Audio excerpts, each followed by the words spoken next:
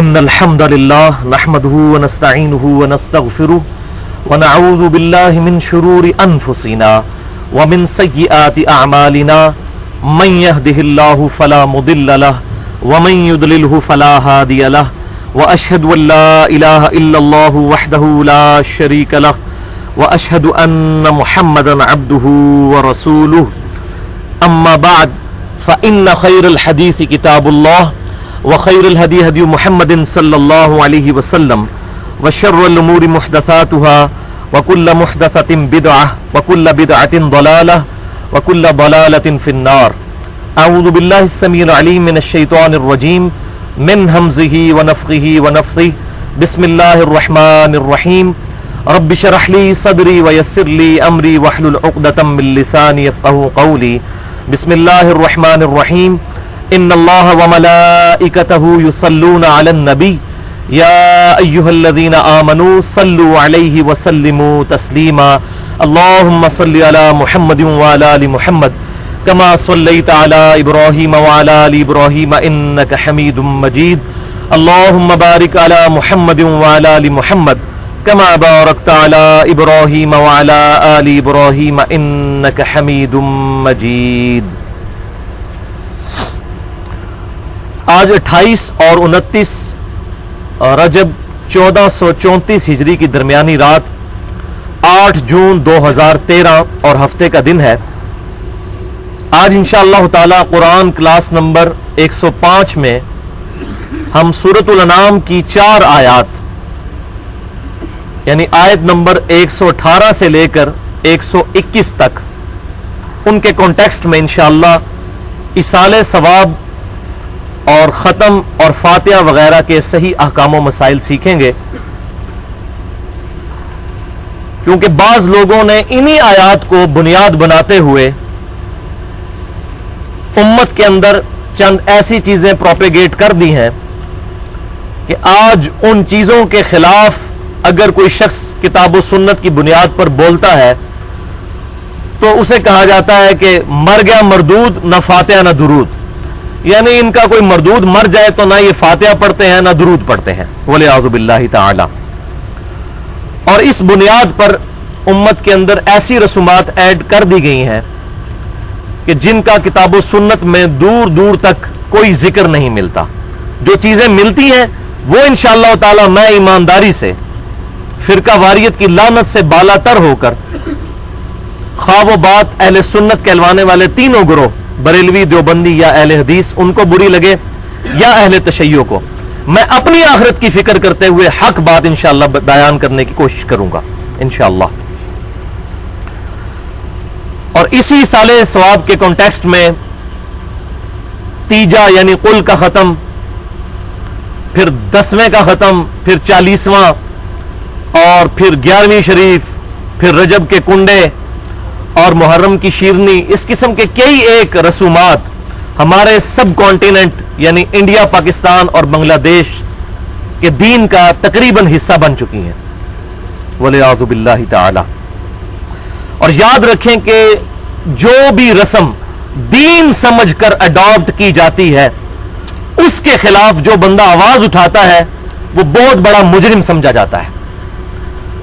ہمارے اس معاشرے میں جو چیزیں دین نہیں ہیں ان کے خلاف آواز اٹھانا اتنا مشکل ہے.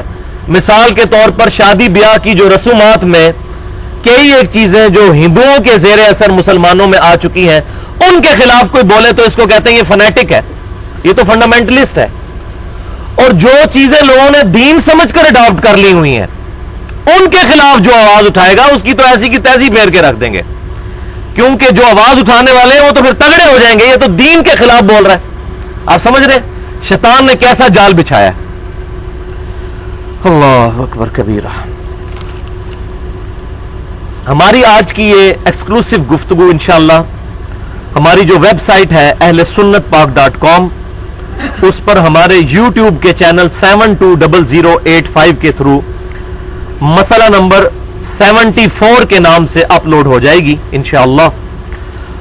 اور اس ویڈیو بک، میں ان تمام اپنے لیکچرز کو ویڈیو بکس کا نام دیتا ہوں کہ ان کے بعد انشاءاللہ لوگوں کو درجنوں کتابیں پڑھنے کی ضرورت نہیں پڑے گی.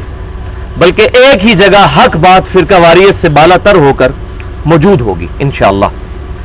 اس ویڈیو بک کا عنوان ہوگا مسئلہ نمبر 74، ایصال ثواب اور ختم وغیرہ کے صحیح فقہی احکام و مسائل۔ مسئلہ نمبر 74، مسئلہ نمبر 74 کے نام سے ایصال ثواب اور ختم اور فاتحہ وغیرہ کے صحیح فقہی احکام و مسائل، ایصال ثواب اور ختم وغیرہ کے صحیح فقہی احکام و مسائل۔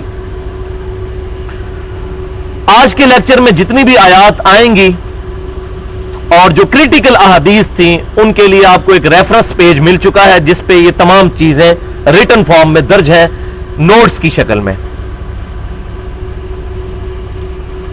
آج کے لیکچر میں جتنی احادیث آئیں گی ان کے انشاءاللہ میں ان میں سے جو کریٹیکل احادیث ہوں گی ان کے نمبرز علماء حرمین اور بیروت کی انٹرنیشنل نمبرنگ کے مطابق بیان کروں گا، اور باقی احادیث جو ہوں گی صرف ان کے ریفرنس بیان کروں گا، نمبرز ٹائم بچانے کے لیے بیان نہیں کروں گا۔ اس کے باوجود اگر کسی کی کوئی کیوری ہو تو لیکچر کے اینڈ پہ مجھ سے پوچھ سکتا ہے، یا مجھ سے ای میل پر بھی رابطہ کیا جا سکتا ہے، mirza_95@yahoo.com، یہ میرا ای میل ایڈریس ہے۔ صحیح بخاری اور صحیح مسلم کی احادیث کے علاوہ جتنی اور احادیث ہیں ان پر ظاہر ہے کہ صحیح اور ضعیف کا حکم بھی لگتا ہے۔ بخاری اور مسلم پر امت متفق ہے کہ اس کی تمام متصل الاسناد مرفوع احادیث قطعی الصحت ہیں۔ اس کے علاوہ جتنی احادیث میں بخاری اور مسلم سے ہٹ کر کوٹ کروں گا ان کی صحت کے اعتبار سے میں نے صرف وہ احادیث سلیکٹ کی ہیں کہ جن احادیث کو موجودہ دور میں دو بڑے حدیث کے علم کے جو ماہر ہیں، شیخ البانی رحمہ اللہ اور ہمارے پاکستان میں شیخ زبیر علی زئی حفظہ اللہ، دونوں نے متفقہ طور پر جن کی صحت پر حکم لگایا ہے۔ اگر ایک کا بھی اختلاف تھا اور اصول محدثین پر وہ واقعی اختلاف بنتا تھا، وہ تمام روایتیں میں نے چھوڑ دی ہیں۔ لہٰذا اگر کوئی کہ جی فلاں حدیث کو شیخ البانی نے صحیح کہا جبکہ اصول محدثین پر وہ پکی ضعیف روایت ہے، تو میں بیان نہیں کروں گا۔ کئی ایسی احادیث شیخ البانی نے اپنے منہج کی غلطی کی وجہ سے ان پر صحت کا حکم لگایا ہے، لیکن اصول محدثین پر، پہلے 300 سال کے جو محدثین کے اصول ہیں ان پر وہ احادیث ضعیف ہیں، اس لیے ان کو میں بیان نہیں کروں گا، سکپ کر دوں گا۔ آج کا لیکچر دو پورشنز پر، دو حصوں پر مشتمل ہوگا۔ پورشن نمبر 1 میں انشاءاللہ تعالی یہ 4 آیات کا ترجمہ اور ان کی مختصر تشریح سننے کی سعادت حاصل کریں گے، اور پورشن نمبر 2 میں 3 علمی پوائنٹس میں ایصال ثواب کے مسئلے کو انشاءاللہ ڈسکس کریں گے۔ تو پورشن نمبر 1 کی طرف آتے ہیں، اپنا ریفرنس پیج نکال لیجئے، ایک دفعہ دروشی پڑھ لیں۔ اللہم صلی علی محمد وعلی آل محمد کما صلیت علی ابراہیم وعلی آل ابراہیم انک حمید مجید، اللہم بارک علی محمد وعلی آل محمد کما بارکت علی ابراہیم وعلی آل ابراہیم انک حمید مجید۔ سورۃ الانعام آیت نمبر 118 سے 121۔ اعوذ باللہ من الشیطان الرجیم، بسم اللہ الرحمن الرحیم۔ فَكُلُوا مِمَّا ذُكِرَ اسْمُ اللَّهِ عَلَيْهِ، پس کھاؤ اس میں سے جس پر اللہ کا نام لیا گیا، ان کنتم بآیاتہ مؤمنین، اگر تم اللہ تعالی کی آیات پر ایمان رکھتے ہو تو، یعنی جس چیز پر اللہ کا نام لیا گیا ذبح کے وقت یا اللہ کے تقرب کے لیے کسی نے کوئی چیز صدقہ اور خیرات کی، اس میں سے کھاؤ اگر تم اللہ پر، اس کی آیات پر ایمان رکھنے والے ہو۔ وَمَا لَكُمْ أَلَّا تَأْكُلُوا مِمَّا ذُكِرَ اسْمُ اللَّهِ عَلَيْهِ، اور تمہیں کیا ہوا ہے، کیوں کر ایسا ہو سکتا ہے کہ تم اس میں سے نہ کھاؤ جس پر اللہ کا نام لیا گیا ہے۔ وَقَدْ فَصَّلَ لَكُمْ مَا حَرَّمَ عَلَيْكُمْ، جبکہ اللہ تعالیٰ نے تفصیل کے ساتھ وہ چیزیں بیان کر دی ہیں جو اس نے حرام کی ہیں، جن پر ذبح کے وقت اللہ کا نام لیا گیا، بسم اللہ واللہ اکبر، جو صحیح بخاری اور مسلم کی متفقن علیہ حدیث ہے، امام کائنات سید الاولین والآخرین شفیع المذنبین رحمت للعالمین سیدنا و مولانا امام اعظم محمد رسول اللہ صلی اللہ علیہ وسلم جب بھی مینڈے قربان کیا کرتے تھے تو ان کے پہلوؤں پر اپنا قدم مبارک رکھ کر بسم اللہ واللہ اکبر پڑھ کر ان پر چھری چلایا کرتے تھے. اور یہ جو تکبیر کے الفاظ ہیں یہ اہل سنت اور اہل تشیع کے درمیان کامن ہے. ان پر اللہ کا نام لیا گیا، اس میں سے کیوں کر ہو سکتا ہے کہ تم نہ کھاؤ، جبکہ اللہ تعالیٰ نے وَقَدْ فَصَّلَ لَكُمْ مَا حَرَّمَ عَلَيْكُمْ تفصیل سے بیان کر دی ہیں وہ چیزیں جو حرام کی گئی ہیں تم پر. اور یہ مکی دور کی آخری صورت ہے. اس سے پہلے سورۃ النحل نازل ہو چکی تھی، اس کی آیت نمبر 115 میں 4 چیزیں اللہ تعالیٰ نے واضح طور پر حرام فرما دی تھی. اسی سے ملتی جلتی آیات پھر سورۃ المائدہ میں بھی آئیں، وہ آج ہمارے درس میں بھی ہیں. پہلی چیز مردار جو خود بخود اپنی موت مر جائے، دوسری چیز بہتا ہوا خون، اور تیسرا خنزیر کا گوشت، اور چوتھی وہ چیز جس کے ذبح کے وقت غیر اللہ کا نام لیا جائے یا اس کو غیر اللہ کے تقرب کے لیے قربان کیا جائے. تو وہ ہم بیان کر چکے. الا ما اضطررتم الیہ، ہاں مگر جب تم مجبور کر دیے جاؤ وہ الگ بات ہے، اس میں سے تم کھا سکتے ہو. وہ سورۃ النحل میں بھی موجود ہے اور باقی قرآن پاک میں کئی مقامات پر یہ مضمون آیا ہے کہ اگر زندگی موت کی کشمکش بن جائے پھر حرام میں سے اتنا کھایا جا سکتا ہے دل میں کراہت رکھتے ہوئے کہ جس سے جان بچ جائے. وَإِنَّ كَثِيرًا لَيُضِلُّونَ بِأَفْوَاهِهِمْ، اور بے شک اکثر لوگ وہ ہیں جو کہ گمراہ کرتے ہیں اپنی خواہشات کی پیروی کرتے ہوئے، بغیر علم، علم کے بغیر. میں نے کئی دفعہ یہ بات عرض کی ہے کہ جو بھی شخص علم کے بغیر بات کرتا ہے اس کے پیچھے اس کی خواہشات نفس اور اس کے جذبات ہوتے ہیں. اس لیے آپ دیکھتے ہیں کہ جتنے جذباتی لوگ ہیں اتنے ہی بے علم ہوتے ہیں. ان کو الف بے نہیں دین کی آتی ہوتی، لیکن اتنے جذبات کے ساتھ اپنے عقائد پر محکم ہوتے ہیں کہ انسان کہتا ہے کہ اس سے زیادہ حق پر کوئی ہے نہیں ہے. تو اللہ تعالیٰ نے یہاں پر فرما دیا کہ وہ لوگ گمراہ ہوتے ہیں اپنی خواہشات کی پیروی کرتے ہوئے بغیر علم کے. بس جس طرح آباء و اجداد کو پایا، اسی تو شروع تو ہیں ہی، ہم تو شروع سے یہی کرتے آ رہے ہیں. یہ کیسے ہو سکتا ہے؟ یہ جو آپ باتیں کر رہے ہیں ہم نے تو آج تک سنی نہیں. جیسا کہ بہت بڑا قرآن و سنت کا عالم ہے کہ بچپن سے ہی قرآن و سنت پڑھ رہا ہے، اس نے آج تک سنی نہیں ہے. ان ربک ھوا اعلم بالمعتدین، بے شک تمہارا رب خوب جانتا ہے کہ کون ہے جو حد سے بڑھ جانے والے ہیں، جو راہ راست ہٹے ہوئے ہیں، جو افراط و تفرید کا شکار ہے، اللہ کے علم میں ہے. وَذَرُوا ظَاهِرَ الْإِثْمِ وَبَاطِنَهُ، اور چھوڑ دو ہر وہ گناہ چاہے وہ ظاہر ہو یا چھپا ہوا ہو. ان الذین یکسبون الاثم، بے شک وہ لوگ جو کہ جان بوجھ کر گناہ کماتے ہیں، سیجزون بما کانوا یقترفون، بے شک اللہ تبارک و تعالی ان قریب اللہ تبارک و تعالی ان کے برائی کی سزا ان کو دے دے گا. وہ پا لیں گے اپنی برائی کی سزا ان قریب. وَلَا تَأْكُلُوا مِمَّا لَمْ يُذْكَرِ اسْمُ اللَّهِ عَلَيْهِ، اور مت کھاؤ اس میں سے جس پر اللہ کا نام نہیں لیا گیا. وَإِنَّهُ لَفِسْقٌ، اور بے شک یہ بہت بڑا گناہ ہے کہ جس پر اللہ کا نام نہیں لیا گیا اس کو تم کھاؤ، حرام ہے. وَإِنَّ الشَّيَاطِينَ لَيُوحُونَ إِلَىٰ أَوْلِيَائِهِمْ، اور بے شک شیطان جو ہے وہ اپنے دوستوں کی طرف القاء کرتے ہیں، ان کو وحی کرتے ہیں، خفیہ بات ان کے دلوں میں ڈال دیتے ہیں.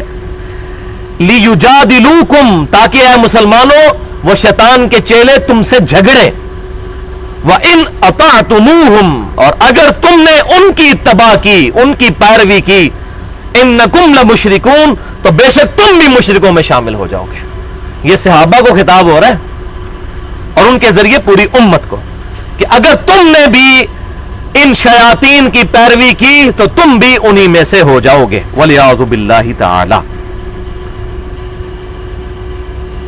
یہ کیا وہ جھگڑتے تھے مسلمانوں کے ساتھ؟ وہی من گھڑت قصے خیالات کے ساتھ مسلمانوں کو چھیڑتے تھے کہ اچھا تم کہتے ہو کہ ذبح کے وقت اللہ کا نام لیا جائے اور ذبح تم خود کرتے ہو، تو کیسی عجیب بات ہے کہ جو جانور اپنی موت مر جائے اس کو تم کہتے ہو حرام ہے، یہ مردار ہے، اس کو تو اللہ نے مارا ہوتا ہے اور وہ حرام، اور جس کو تم مارتے ہو وہ حلال. دیکھا کیسی پھکی دیتے تھے مسلمانوں کو وہ علم الکلام کی. جو یہ ہمارے بھی بعض لوگ جو ہے وہ عقلی دلائل رکھتے ہیں سامنے، تو عقلی دلیل پہ تو بہت زبردست بات ہے کہ جس کو اللہ مارتا ہے اس کو تم کہتے ہو حرام، اور جس کو تم اپنے ہاتھ سے ذبح کرتے ہو کہتے ہو حلال. تو اس قسم کے خیالات کے ساتھ مسلمانوں سے جھگڑتے تھے. مسلمانوں کو کہا گیا کہ ان کی پرواہ مت کرو، اور اگر تم نے ان کی پیروی کی تو تم بھی مشرکوں میں شامل ہو جاؤ گے. وَلِعَاذُ بِاللَّهِ تَعَالَى. اب یہ بالکل کانٹیکسٹ واضح ہے ان آیات کا. بار بار ذکر آیا کہ ان چیزوں کو کھاؤ جس پر اللہ کا نام لیا گیا. ان آیات سے دو رزلٹس ہمارے سامنے آئے. پہلا کہ مومنین کی نشانی ہے کہ وہ اللہ کے نام پر دیے گئے ذبیحہ میں سے کھاتے ہیں جس پر اللہ کا نام پڑا جائے. اب اسی سے چند لوگوں نے دلیل پکڑی کہ ہم بھی قرآن پکڑ کے پڑھتے ہیں اور پھر کھانے پہ پھونک مارتے ہیں تو اللہ کا نام لیتے ہیں. آپ کو کیا تکلیف ہے، آپ کیوں نہیں کھاتے اس میں سے؟ اور کہتے ہیں نہیں دیکھیں قرآن میں لکھا ہوا ہے کہ جو لوگ 11ویں نہیں کھاتے اور جو رجب کے کنڈے نہیں کھاتے اور محرم کی شیرنی نہیں کھاتے ان کو تو اللہ تعالیٰ نے کہا تم مشرکوں میں شامل ہو جاؤ گے. حالانکہ یہاں پر کلام اللہ کا ذکر نہیں ہو رہا، اللہ کا نام لیا گیا، اللہ کا اسم. اور اسم جو ہے وہ کوئی صفت والی بات نہیں ہے، اللہ کا ذاتی نام بسم اللہ واللہ اکبر. یہ اسی کانٹیکسٹ میں بات چل رہی، بلکہ یہ پوری سورۃ الانعام ہے ہی اسی ٹاپک پہ ہے. لیکن وہ جان بوجھ کر اس طرح کی چیزوں کے ساتھ پروپیگیٹ کرنے کی کوشش کرتے ہیں. انشاءاللہ اگلے دلائل ان کے آئیں گے.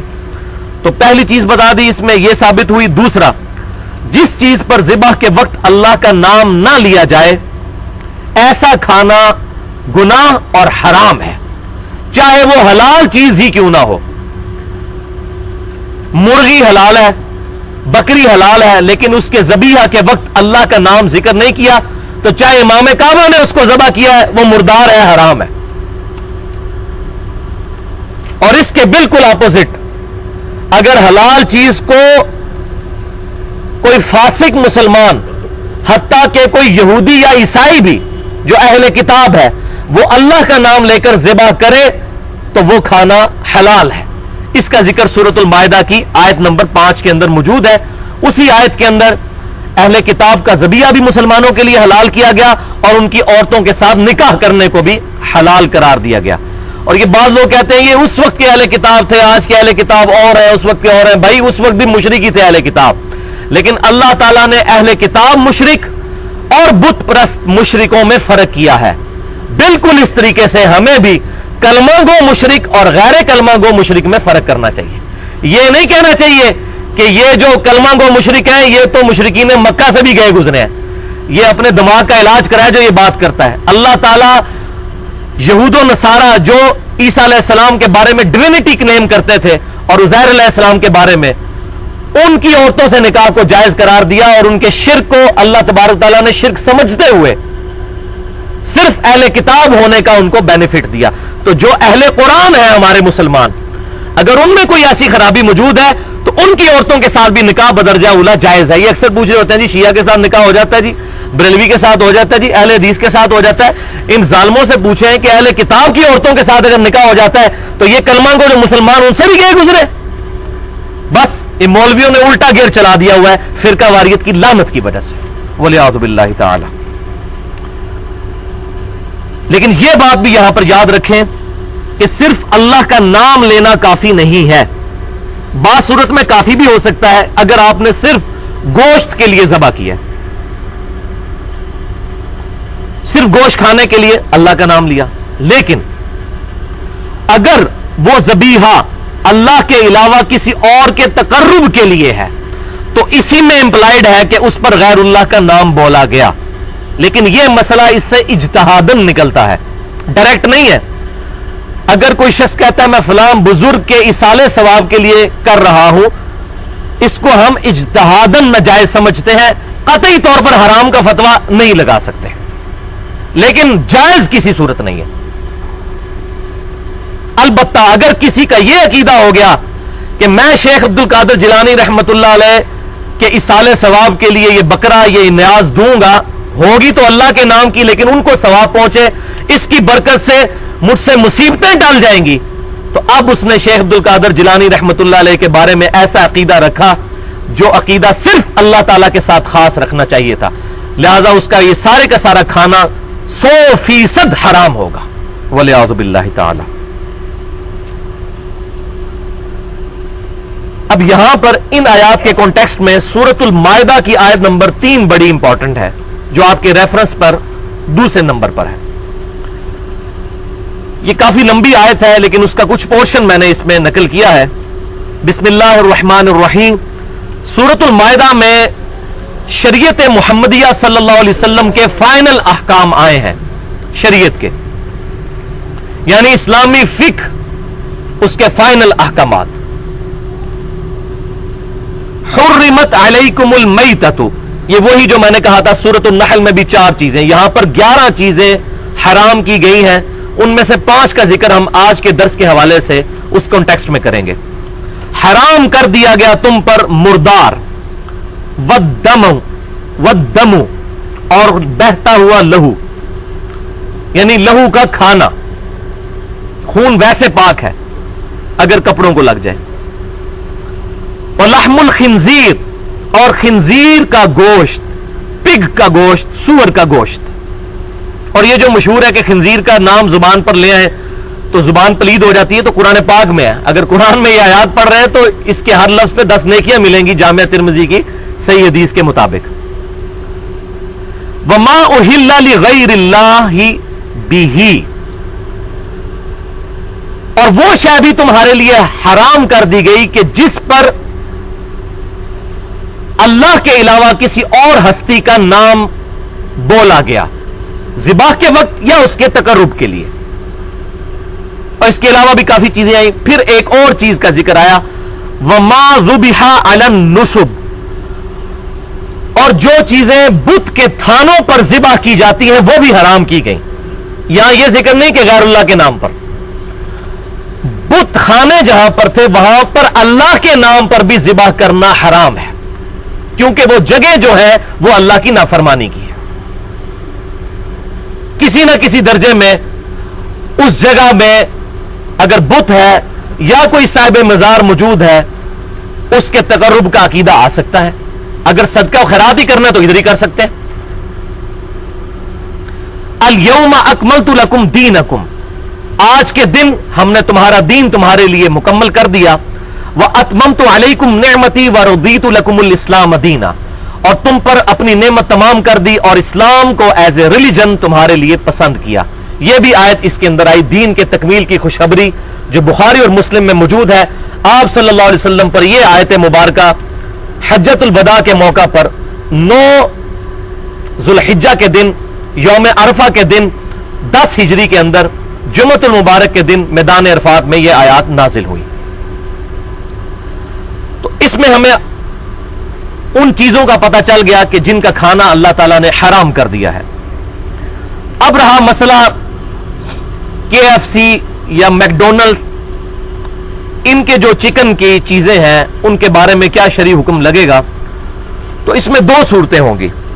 اگر تو مسلمان ملکوں میں KFC ہے یا میکڈونلڈز ہے یا اسی طریقے سے اور ملٹی نیشنل کمپنیاں ہیں، اور ظاہر ہے کہ گورنمنٹ کی اجازت سے وہ حلال چکن استعمال کرتے ہیں، جس طرح ہمارے ملک میں K&N's کا وہ چکن استعمال کرتے ہیں، حلال چکن، تو یہاں پر تو وہ کھانا بلا کراہت جائز ہے، حلال ہے۔ البتہ غیر مسلم ملکوں کے اندر جہاں پر اس چیز کی ایشورٹی نہیں ہے کہ یہ لوگ ذبیحہ کریں گے اور شک میں انسان رہتا ہے، وہاں پر قطعاً ایسا کھانا نہیں کھانا چاہیے۔ البتہ ذبیحہ کے علاوہ جتنے کھانے ہیں اہل کتاب کے، وہ مطلقاً سورۃ المائدہ کی آیت نمبر 5 میں حلال کر دیے گئے ہیں۔ اگر کوئی یہودی یا عیسائی دال پکا کر یا سبزی پکا کر آپ کے سامنے رکھتا ہے تو حلال ہے، کیونکہ اس میں ذبیحہ والا چکر نہیں ہے۔ ذبیحہ کے لیے اللہ کا نام ذکر کرنا، بسم اللہ واللہ اکبر، بہت ضروری ہے۔ تو غیر مسلم ملکوں میں ان چیزوں کو استعمال نہیں کیا جا سکتا۔ بعض ہمارے جدید سکولرز نے صحیح بخاری کی ایک حدیث کا بڑا غلط مطلب بیان کیا ہے، میں چاہ رہا ہوں یہاں پر ایڈریس کر دوں۔ صحیح بخاری انٹرنیشنل نمبرنگ کے مطابق 5507 نمبر حدیث ہے، 5507، جس میں اما عائشہ رضی اللہ تعالیٰ عنہ کہتی ہیں کہ اللہ کے رسول صلی اللہ علیہ وسلم، کچھ نیو مسلمز ہیں، عرب ہیں، پینڈو جڈ لوگ ہیں، نئے نئے مسلمان ہوئے ہیں، ہمارے پاس گوشت ہدیہ کے طور پر لے کر آتے ہیں، ہے مسلمان ہیں۔ اب ہمیں نہیں پتا کہ انہوں نے ذبیحہ کے وقت اللہ کا نام اس پر لیا ہے یا نہیں لیا، ہم شک میں ہیں، تو کیا ہم ایسے لوگوں کا کھانا کھا لیا کریں؟ تو آپ صلی اللہ علیہ وسلم نے فرمایا کہ ہاں، تم بسم اللہ پڑھ کر اللہ کا نام لے کر اس میں سے کھا لیا کرو۔ تو وہ کہتے ہیں کہ اس سے یہ بات پتا چلی کہ اگر انہوں نے اللہ کا ذکر نہ بھی لیا تو ذبح کے بعد جب کھانا پک کر تیار ہو کر سامنے آ گیا، چاہے KFC آ گیا چائنا کے اندر، تو بسم اللہ پڑھ کر اس کو کھا لیں۔ یہ یوسف القرضاوی صاحب کو یہ بہت بڑی اجتہادی غلطی لگی ہے، میں ان کی بہت عزت کرتا ہوں۔ اسلام میں حلال و حرام جو ان کی کتاب ہے، واقع یہ ہے کہ اس وقت امت لیول کی ان کی خدمت ہے، اور میں نے مسئلہ نمبر 69B میں ان کا پورا تعارف بھی کروایا ہے۔ آج کے دور کے بہت بڑے انٹرنیشنل سکولر ہیں، ان کو یہ غلطی لگی، تو انہوں نے اس حدیث سے سہارا لیا، حالانکہ یہ حدیث آؤٹ آف کانٹیکسٹ وہ انہوں نے کوٹ کی۔ یہ حدیث ہے نیو مسلمز کے بارے میں، اور یہ حقیقت بات ہے کہ نئے مسلمان جو ہوتے ہیں بڑے احتیاط کرنے والے ہوتے ہیں۔ نبی صلی اللہ علیہ وسلم نے صرف شک کو زائل کرنے کے لیے اما عائشہ سے کہا کہ آپ شک زائل کرنے کے لیے ان کا ذبیحہ بسم اللہ پڑھ کر کھا لیا کرو، غیر مسلموں کا نہیں، مسلمانوں کا۔ اور بسم اللہ تو ویسے بھی پڑھنا چاہیے کھانے پر، لہٰذا یہ غیر مسلموں کے بارے میں یا اہل کتاب کے بارے میں یہ معاملہ نہیں ہے، کیونکہ وہاں پر جب تک ہمیں شورٹی نہیں ہوگی، جب تک ہمیں یقین نہیں ہوگا کہ انہوں نے اللہ کا نام لیا ہے، اس وقت تک ہم اس کو حلال نہیں کہہ سکتے۔ تو اللہ کا نام لینا بھی ضروری ہے اگر صرف گوشت ہے۔ البتہ اگر گوشت کے علاوہ کوئی اور نیت کی ہوئی ہے، اس میں اللہ کے علاوہ کسی اور کے تقرب کی نیت کی، تو اگرچہ اللہ کے نام پر ذبح ہوا تب بھی وہ کھانا یا وہ صدقہ اور خیرات حرام ہو جائے گا۔ اور اس کانٹیکسٹ میں ایک بڑی سخت حدیث ہے صحیح مسلم میں، ابو طفیل عامر بن واصلہ رضی اللہ تعالیٰ عنہ، جو سب سے آخر میں فوت ہونے والے صحابہ میں سے ہیں، 110 ہجری میں نبی صلی اللہ علیہ وسلم کی وفات کے 100 سال کے بعد فوت ہوئے، اور یہ سیدنا علی کے شاگرد بھی ہیں، اور جنگ صفین میں مولا علی رضی اللہ تعالیٰ عنہ کے ساتھ یہ شامل تھے۔ یہ کہتے ہیں کہ ایک دفعہ میں نے مولا علی رضی اللہ تعالیٰ عنہ سے پوچھا، مولا سے مراد دلی محبوب، من کنت مولاہ فہذا علی مولا، حدیث متواترہ ہے، جس کا جگری یار میں ہوں اس کا جگری یار سیدنا علی بھی ہونے چاہیے۔ یہ مشکل کشا والا مولا نہیں ہے، یہ وہی مولا ہے جو ہم اپنے علماء کو بھی کہتے ہیں مولانا فلاں۔ تو میں نے مولا علی سے پوچھا، کیا اللہ کے رسول صلی اللہ علیہ وسلم نے، یہ صحیح مسلم میں حدیث ہے انٹرنیشنل نمبرنگ کے مطابق 5126، کیا آپ صلی اللہ علیہ وسلم نے قرآن کے علاوہ بھی آپ کو کوئی خاص بات ایسی بتائی ہے جو امت کو نہ بتائی ہو؟ تو سیدنا علی نے کہا کہ آپ صلی اللہ علیہ وسلم نے ہمیں کوئی ایسی بات تعلیم نہیں فرمائی جو باقی امت کو نہ بتائی ہو، ہاں مگر میرے پاس ایک صحیفہ ہے جو انہوں نے اپنی تلوار کی نیام میں سے نکالا۔ تو ابو طفیل کہتے ہیں میں نے پوچھا، اے امیر المومنین اس کے اندر کیا ہے؟ تو انہوں نے اس میں کچھ چیزیں پڑھ کر بتائیں، ان میں سے ایک چیز یہ تھی کہ جس شخص نے اللہ کے علاوہ کسی اور کے لیے ذبح کیا، کسی اور کے لیے ذبح کیا، کسی اور کے نام پر نہیں، کے لیے، عربی الفاظ ہے لعن اللہ من ذبح لغیر اللہ، اس پر اللہ کی لعنت ہے جس نے کسی اور کے لیے، اللہ کے علاوہ کسی اور کے لیے ذبح کیا۔ ہم اپنے مہمانوں کے لیے ذبح کرتے ہیں لیکن ان کے تقرب کے لیے نہیں، بلکہ اللہ کا تقرب ہوتا ہے تاکہ مہمان نوازی کریں گے اللہ خوش ہوگا، تقرب بھی اللہ کا، نام بھی اللہ کا. اعوذ باللہ. اور اس معاملے میں امام کائنات صلی اللہ علیہ وسلم نے اتنی احتیاط فرمائی، اتنی احتیاط فرمائی، اتنی احتیاط فرمائی کہ عقل دنگ رہ جاتی ہے. سنن نبی داؤد میں صحیح سند کے ساتھ انٹرنیشنل نمبرنگ کے مطابق 3313 نمبر حدیث ہے. ایک صحابی نے آ کر عرض کی، اے اللہ کے رسول صلی اللہ علیہ وسلم، میں نے یہ منت اور نظر مانی ہے کہ مقام بوانا پر جا کر کچھ اونٹ اللہ کی راہ میں ذبح کروں گا. بعض روایتوں میں آتا ہے 100 اونٹ. تو آپ صلی اللہ علیہ وسلم نے 2 سوال ان سے کیے. پہلا سوال، کیا مقام بوانا پر، اس جگہ پر جس پر تم قربان کرنا چاہتے ہو اللہ کے لیے، وہاں پر جاہلیت میں کسی بت کی پرستش تو نہیں ہوتی تھی؟ جاہلیت میں، اور نہیں، پہلے، ابھی نہیں، پہلے. انہوں نے کہا یا رسول اللہ نہیں. کیوں پوچھا؟ ہو سکتا ہے کہ کوئی جا کر نظر دے تو لوگ کہ یہ پرانے بزرگوں کی یاد تازہ ہو رہی ہے، انہوں نے فیض ہی چلتا پیا. پہلے پوچھا کہ پہلے تو کہیں بت کی پرستش اس جگہ پر نہیں ہوتی تھی، حالانکہ زمین ساری پاک ہے. کیوں؟ یہ ہے توحید کی سینسٹیوٹی جو پروفٹ نے انجیکٹ کی اپنی امت کے اندر صلی اللہ علیہ وسلم.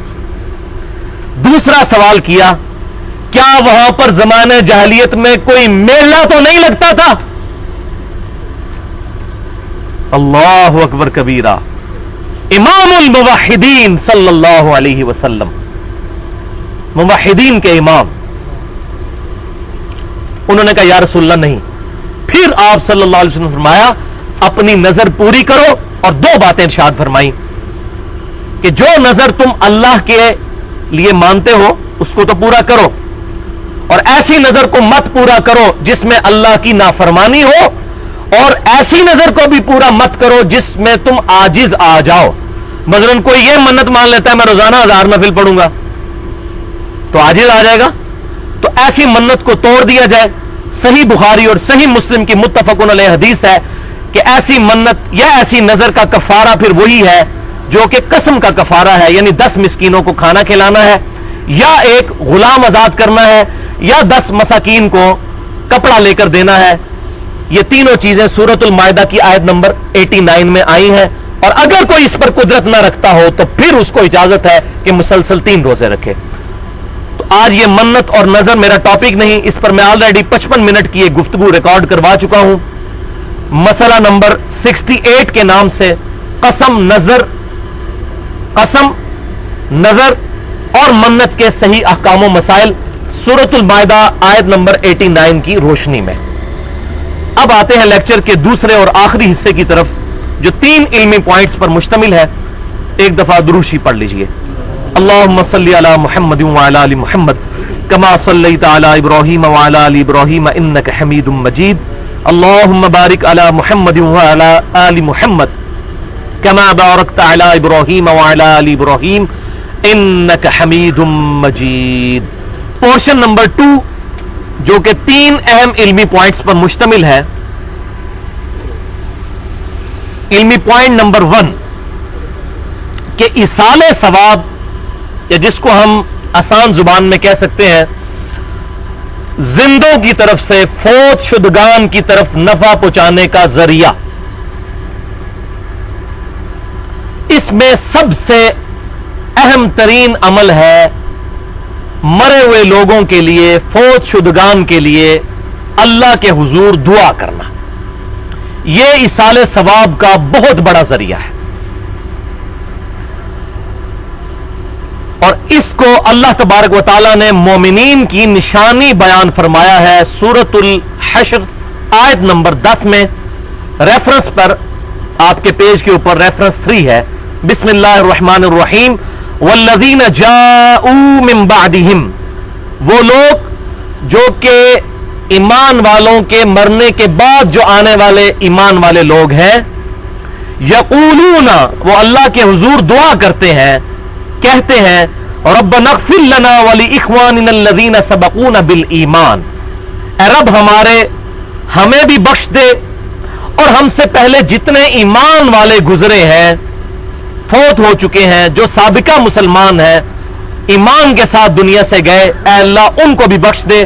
وَلَا تَجْعَلْ فِي قُلُوبِنَا غِلًّا لِّلَّذِينَ آمَنُوا، اور ہمارے دلوں میں ان گزرے ہوئے مسلمانوں کے بارے میں کوئی کینہ نہ رکھ. ربنا انک رؤوف الرحیم، اے رب ہمارے تو بخشنے والا ہے بے شک اور رحم فرمانے والا ہے. یہ وہ چیز ہے جو اللہ تعالیٰ نے قرآن میں ہم پر فرض کی ہے کہ ایمان والوں کی نشانی ہے کہ وہ اپنے سے پہلے فوت شدگان مسلمانوں کے لیے دعا کرتے ہیں. الحمدللہ.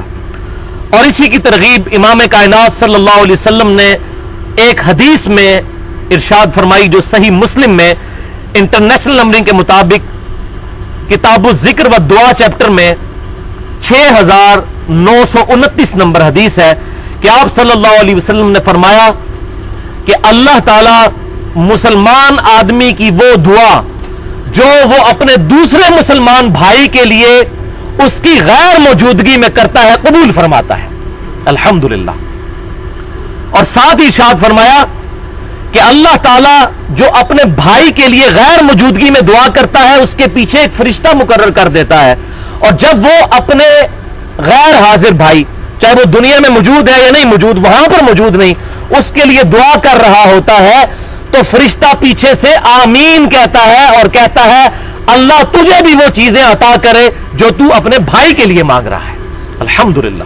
اور فرشتوں کی آمین، فرشتے تو مستجاب الدعوات ہیں، اللہ تعالیٰ ان کی دعائیں قبول کرتا ہے، معصوم ہے. اللہ تبارک و تعالیٰ نے ایصال ثواب کا ذریعہ امت کے لیے خود ہی رکھ دیا دعا کی شکل میں. چنانچہ صحیح بخاری اور صحیح مسلم کی متفق علیہ حدیث ہے کہ امام کائنات صلی اللہ علیہ وسلم نے ارشاد فرمایا مسلمان کے مسلمان پر 5 حق ہیں. نمبر 1، اس کے سلام کا جواب دے. نمبر 2، اگر وہ مرض میں مبتلا ہو تو اس کی عیادت کرے. نمبر 3، اس کے جنازے میں شامل ہو. یہ آ گیا ذکر، جنازے میں شامل ہوگا تو دعا کرے گا فوت شدگان کے لیے. نمبر 4، جب وہ دعوت پیش کرے تو اس کی دعوت کو قبول کرے. اور یہ پرٹیکولر دعوت جو ہے وہ نکاح کی دعوت، اس کو تو واجب قرار دیا گیا بخاری اور مسلم میں کہ جو ولیمے کی دعوت ہے اس کو قبول کرنا واجب ہے. اور نمبر 5، جب مسلمان چھینک میں اس کے جواب میں کہے الحمدللہ تو اس کو جواب دے یرحمک اللہ، اللہ تجھ پر رحم فرمائے. یرحمک اللہ کہنا یہ 5واں حق ہے. اور صحیح بخاری اور صحیح مسلم کی ایک اور حدیث ہے متفق علیہ حدیث. اب دیکھ لیں میرے لیکچر میں اکثر حدیث بخاری اور مسلم سے ہوتی ہیں. متفق علیہ حدیث ہے کہ آپ صلی اللہ علیہ وسلم 7 باتوں کا حکم فرمایا کرتے تھے. یہاں تو صرف فرمایا کہ یہ حق ہے، وہاں پر 7 چیزوں کا حکم فرمایا کرتے تھے. ان میں سے یہ 5 چیزیں بھی شامل ہیں جن میں یہ چیز بھی ہے کہ مسلمان بھائی کا جنازہ پڑھا کرو. پھر صحیح مسلم میں انٹرنیشنل نمبرنگ کے مطابق 2199 نمبر حدیث ہے 2199 کہ آپ صلی اللہ علیہ وآلہ وسلم نے ارشاد فرمایا کہ جس مسلمان کے جنازے میں 40 ایسے بندے شریک ہو جائیں جو اللہ کے ساتھ شرک نہ کرتے ہوں، عام مسلمان نہیں، ایسے مسلمان جو شرک نہ کرتے ہوں، تو اللہ تعالیٰ ان مسلمانوں کی شفاعت اس بندے کے حق میں قبول کر لیتا ہے، یعنی اس کی مغفرت ہو جاتی ہے. بڑا خوش نصیب ہے جس کے جنازے میں 40 موحدین شامل ہو جائیں. اور اسی حدیث کو میں نے بنیاد بنا کر ایک لیکچر دیا ہے 25 منٹ کا، مسئلہ نمبر 8 کے نام سے، کیا کلمہ گو مسلمان بھی شرک کر سکتا ہے؟ مسلمان کا جنازہ پڑھنے والے مسلمان ہی ہوتے ہیں، اور فرمایا 40 ایسے بندے جو اللہ کے ساتھ شرک نہ کرتے ہوں، تو اللہ تبارک و تعالیٰ اس کی مغفرت کر دیتا ہے. اور وہ دعا، کئی دعائیں ویسے احادیث کے اندر آئی ہیں، لیکن ایک دعا جو کہ متفق علیہ ہے امت کے اندر، وہ آپ کے ریفرنس پر 4 نمبر پر ہے. جامعہ ترمذی میں انٹرنیشنل نمبر کے مطابق 1024، اور سنن ابی داؤد میں 3201 نمبر حدیث ہے کہ آپ صلی اللہ علیہ وسلم تیسری تکبیر کے بعد یہ دعا پڑھا کرتے تھے جنازے کی نماز میں: اللہم اغفر لحینا و میتنا و شاہدنا و غائبنا و صغیرنا و کبیرنا و ذکرنا و انثانا اللہم من احییتہ منا فاحیہ علی الاسلام ومن توفیتہ منا فتوفہ علی الایمان. اے اللہ ہمارے زندوں کی مغفرت فرما اور ہمارے مردوں کی مغفرت فرما، اور جو ہمارے حاضر ہیں ان کی مغفرت فرما، اور جو یہاں پر موجود نہیں ان کی مغفرت فرما، اور جو ہمارے چھوٹے ہیں ان کی مغفرت فرما، اور جو ہمارے بڑے ہیں ان کی مغفرت فرما، اور جو مرد ہیں اور جو عورتیں ہیں ان کی مغفرت فرما. اے اللہ ہم میں سے تو جسے بھی زندہ رکھے تو اسے اسلام کے ساتھ زندہ رکھنا، اور ہم میں سے جب کسی کو موت آئے تو اسے ایمان پر موت دینا. آمین. تو دیکھیں اپنے لیے بھی دعا ہے اور اس میت کے لیے بھی دعا. یہ تو ہو گیا جنازہ. بعض لوگ جنازے کے فوراً بعد دعا مانگتے ہیں، یہ دعا ثابت نہیں ہے. اصل دعا جو ثابت ہے وہ سنن ابی داؤد میں انٹرنیشنل نمبر کے مطابق 3213 نمبر حدیث ہے کہ آپ صلی اللہ علیہ وسلم نے فرمایا کہ جب اپنے بھائی کو دفنا چکو تو اس کی قبر پر اس کی بخشش اور قبر کے سوالات میں استقامت کے لیے دعا کرو. اور یہ اس حد تک زبردست چیز ہے کہ کتاب الایمان چیپٹر میں صحیح مسلم میں سیدنا عمر ابن عاص رضی اللہ تعالیٰ عنہ کی بڑی لمبی حدیث ہے، اس کا آخری حصہ ہے صحیح مسلم کتاب الایمان، اور چیپٹر ہے وہ کہ اسلام اگلے سارے گناہوں کو معاف کر دیتا ہے. اس چیپٹر میں یہ حدیث امام مسلم لے کر آئے ہیں کہ سیدنا عمر ابن عاص نے اپنی وفات کے وقت اپنے بچوں کو کافی نصیحتیں کی. ان میں سے آخری نصیحت یہ تھی کہ جب میں مر جاؤں تو میری قبر پر اتنی دیر بیٹھے رہنا جتنی دیر اونٹ کو قربان کر کے اس کا گوشت تقسیم کیا جاتا ہے، تاکہ میں اپنی قبر کے ساتھ مانوس ہو جاؤں اور تمہاری وجہ سے مجھے قبر میں منکر نکیر کے سوالات میں آسانی ہو. کیا مراد؟ کہ جب تم قبر پر رہو گے اور دعا کرو گے میرے لیے. یہ نہیں ہے کہ انہوں نے فرشتوں کو روک لینا ہے، اور بعض لوگ اس طرف چل پڑتے ہیں کہ جی وہ مردہ سن رہا ہوتا ہے، یہ ہوتا ہے وہ ہوتا ہے. اس کو اس حدیث کے ساتھ جوڑے، صحیح مسلم کی وہ حدیث کہ دعا کی برکت سے سوالات میں استقامت ہوگی. الحمدللہ. اور پوری زندگی آپ صلی اللہ علیہ وسلم نے پوری امت کو یہ دعا تعلیم فرمائی. تشہد میں صحیح بخاری اور صحیح مسلم کی متفق علیہ حدیث ہے، اور صحیح مسلم میں انٹرنیشنل نمبرنگ کے مطابق 1324 نمبر کہ آپ صلی اللہ علیہ وسلم حکم فرمایا کرتے تھے. اور صحیح مسلم میں ایک ترک میں یہاں تک آتا ہے کہ سیدنا طاؤس رحمۃ اللہ علیہ جو شخص تشہد میں یہ دعا نہ پڑھے اس کو کہتے تھے دعا تو اپنی نماز ہی دوبارہ پڑھ، کیونکہ اس دعا کو پڑھنے کا حکم ہے. اس کے علاوہ جتنی دعائیں وہ پڑھ سکتے ہیں. بخاری اور مسلم میں کہ درود شریف کے بعد جو چاہو اپنے رب سے مانگو، لیکن یہ دعا حکمن ہے. صحیح مسلم کتاب المساجد چیپٹر انٹرنیشنل نمبرنگ کے مطابق 1324 نمبر: اللہم انی اعوذ بک من عذاب جہنم ومن عذاب القبر ومن فتنة المحیا والممات ومن شر فتنة المسیح الدجال. 4 چیزوں سے اللہ کی پناہ مانگنی ہے. اے اللہ میں تجھ سے پناہ مانگتا ہوں عذاب جہنم سے، دوزخ کے عذاب سے، عذاب قبر سے، 2 زندگی اور موت کے فتنے سے، اور چوتھا مسیح الدجال کے فتنے سے. ان 4 چیزوں کے شر سے اے اللہ میں تیری پناہ میں آتا ہوں. تو یہ دنیا میں بھی ہم نے تشہد میں عذاب قبر سے اللہ کی پناہ مانگنی ہے، اور مرنے کے بعد مسلمان بھائی کے لیے اس کی قبر پر دعا کرنی ہے، قبر کے سوالات میں استقامت کی. ہاں جی، اب آ رہی ہے تعزیت کی دعا. یہ آج کل ہمارے معاشرے میں بہت بڑا ایشو بنا ہوا ہے. خصوصاً انڈیا، پاکستان اور بنگلہ دیش کے اندر ایک رواج ہے کہ لوگ سوگ مناتے ہیں. وہ بالکل ٹھیک ہے. بخاری اور مسلم کی متفق علیہ حدیث ہے کہ میت پر 3 دن کا سوگ ہے. صرف عورت 4 مہینے 10 دن اپنے خاوند کے لیے سوگ کرے گی. یہ بخاری اور مسلم کی متفق علیہ حدیث ہے. اور سوگ یہ نہیں ہے کہ ماتم کرنا ہے یا نوحہ کرنا ہے، اس کی ممانعت ہے بخاری اور مسلم میں. وہ انشاءاللہ کبھی ٹاپک الگ سے میں بیان کروں گا. سوگ یہ ہے کہ وہاں پر کوئی ایکسٹرا ایکٹیویٹی نہیں ہوگی، حتیٰ کہ کھانا بھی نہیں پکے گا، بلکہ محلے دار یا رشتہ دار اس گھر میں کھانا بھیجیں گے. اور آپ صلی اللہ علیہ وسلم ایسے کیا کرتے تھے کیونکہ وہ غم کی کیفیت میں ہوتا تھا گھر. تو آپ صلی اللہ علیہ وسلم تعزیت کی کیا دعا فرمایا کرتے تھے؟ ویسے تو بہت دعائیں ہیں ملی ہیں، لیکن ان میں سے پرفیکٹ کوئی بھی ایسی دعا نہیں ہے جو پرٹیکولر تعزیت کی دعا ہو، سوائے اس دعا کے جو صحیح مسلم میں آئی ہے انٹرنیشنل نمبرنگ کے مطابق 2130 کتاب الجنائز چیپٹر میں، کہ سیدنا ابو سلمہ رضی اللہ تعالیٰ عنہ جب فوت ہوئے تو آپ صلی اللہ علیہ وسلم ان کی تعزیت کے لیے ان کے گھر آئے، تو آپ صلی اللہ علیہ وسلم نے ان الفاظ کے ساتھ ان کے گھر والوں کے ساتھ تعزیت کی.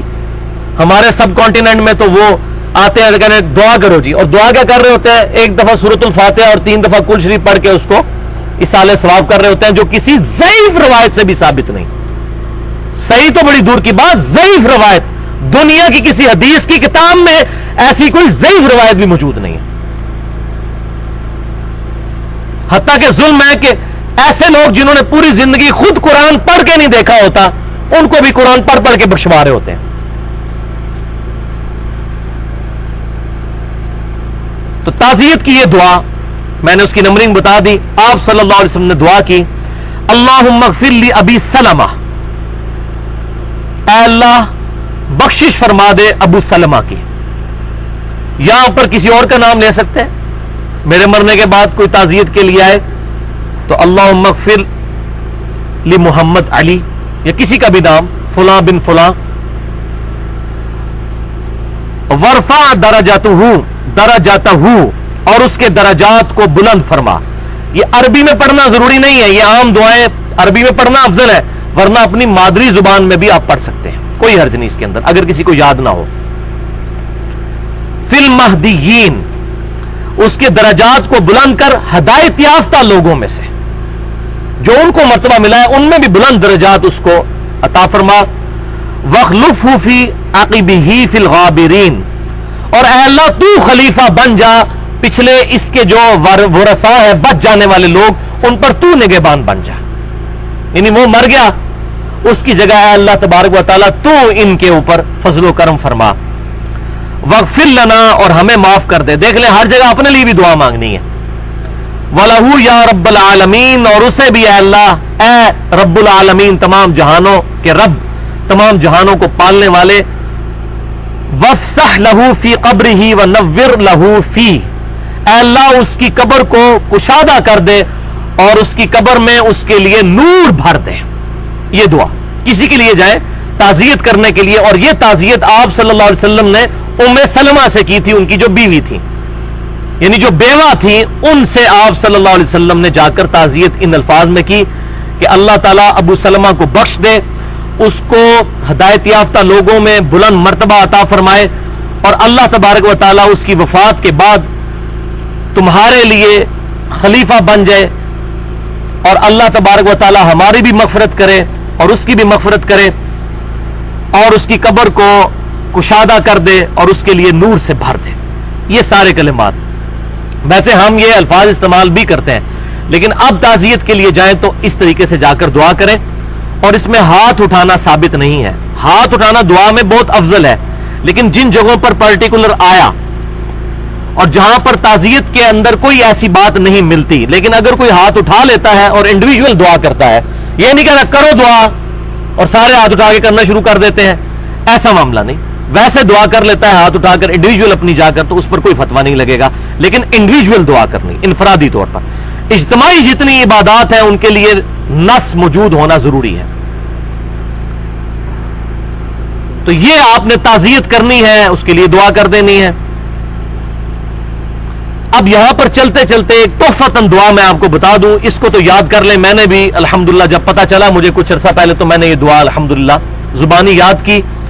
یہ ضمناً تحفتاً حدیث لے جائیں صحیح مسلم کی انٹرنیشنل نمبرنگ کے مطابق کتاب الجنائز چیپٹر میں 2127 نمبر حدیث، کہ آپ صلی اللہ علیہ وسلم یہ دعا تعلیم فرمایا کرتے تھے اس کے لیے کہ جس کو نقصان ہو جائے، کوئی جس کا کوئی مر جائے یا کوئی اور نقصان ہو جائے، تو یہ دعا تعلیم فرماتے تھے. بسم اللہ الرحمن الرحیم انا للہ و انا الیہ راجعون، یہ حصہ تو قرآن میں بھی آیا ہے، ایمان والوں کی نشانی۔ بے شک ہم اللہ ہی کے لیے ہیں اور ہم نے اسی کی طرف لوٹ کر جانا ہے۔ کوئی بھی نقصان ہے، کوئی بھی نعمت ہے، وہ اللہ کی طرف سے آئی تھی، اس کی طرف واپس چلی جائے گی۔ اللہم اجرنی فی مصیبتی، اے اللہ میری اس مصیبت میں تو مجھے اجر عطا فرما، میرے صبر کی عوض، یعنی کہ وَأَخْلِفْ لِي خَيْرًا مِّنْهَا، اور اے اللہ اس کے بدلے میں مجھے اس سے بہتر عطا فرما دے۔ اللہ اکبر کبیرہ، کتنی پیاری دعا ہے۔ اے اللہ میرا جو نقصان ہوا، ہم اللہ ہی کے لیے تھے، اسی کی طرف لوٹ کر جانے والے ہیں، اے اللہ اس پر مجھے اجر عطا فرما اور مجھے اس کا بہتر نعم البدل عطا فرما۔ اور حدیث کے الفاظ کیا ہیں؟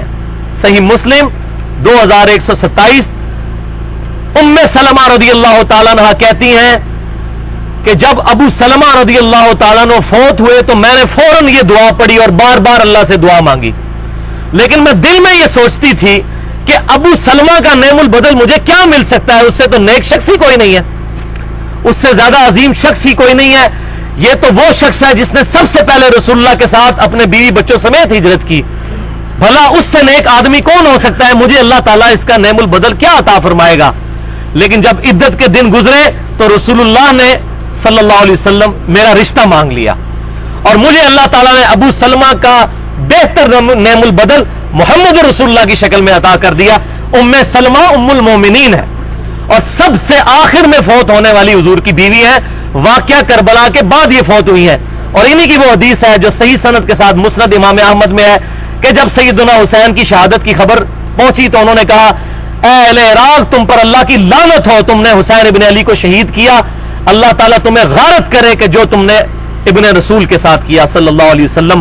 میں نے رسول اللہ صلی اللہ علیہ وسلم سے خود یہ منظر دیکھا تھا کہ آپ صلی اللہ علیہ وسلم نے سیدنا علی، سیدنا حسن، سیدنا حسین اور سیدہ فاطمہ کو اور خود بھی ایک چادر کے نیچے آئے اور پھر آیت پڑھی انما یرید اللہ لیذھب عنکم الرجس اہل البیت ویطہرکم تطہیرا، اور یہ جو آخری پورشن ہے یہ صحیح مسلم میں بھی موجود ہے کہ اللہ یہ میرے اہل بیت ہے، بے شک اے اہل بیت اللہ تعالیٰ تو چاہتا ہے تم سے ہر طرح کی ناپاکی دور کر دے اور تمہیں خوب صاف ستھرا کر دے، اور تم نے مولا حسین کو شہید کر دیا رضی اللہ تعالیٰ۔ تو یہ ام سلمہ وہ ہے، والعیاذ باللہ تعالیٰ۔ اب مجھے چلتے چلتے ان کی باتیں یاد آ گئی، میرے لیکچر میں نہیں تھی لیکن کیا کروں، تڑپ ہے۔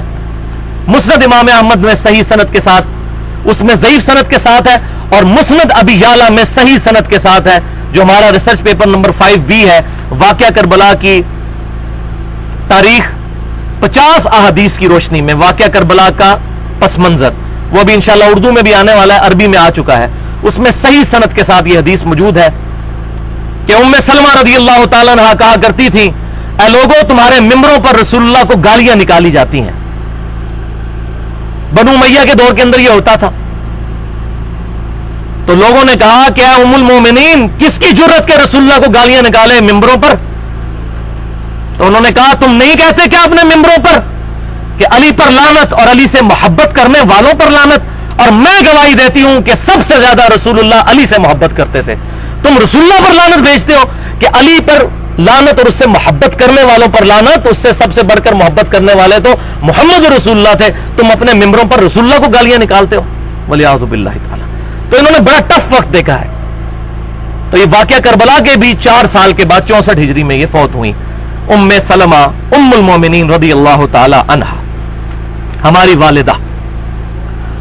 اب بھائیو قبرستان جانے کی دعا، اس کا بھی حکم فرمایا گیا صحیح مسلم میں انٹرنیشنل نمبرنگ کے مطابق 2259 نمبر حدیث ہے۔ آپ صلی اللہ علیہ وسلم اپنی والدہ کی وفات کے 50 سال کے بعد ان کی قبر پر گئے اور اتنا روئے کہ تمام صحابہ بھی وہاں پر روئے 50 سال کے بعد، اور وہاں پر صلی اللہ علیہ وسلم نے ارشاد فرمایا تھا کہ قبروں پر جایا کرو تاکہ آخرت کی یاد آئے۔ میں نے تمہیں پہلے منع کر دیا تھا لیکن اب تمہیں حکم دیتا ہوں کہ قبروں پر جاؤ تاکہ آخرت کی یاد آئے۔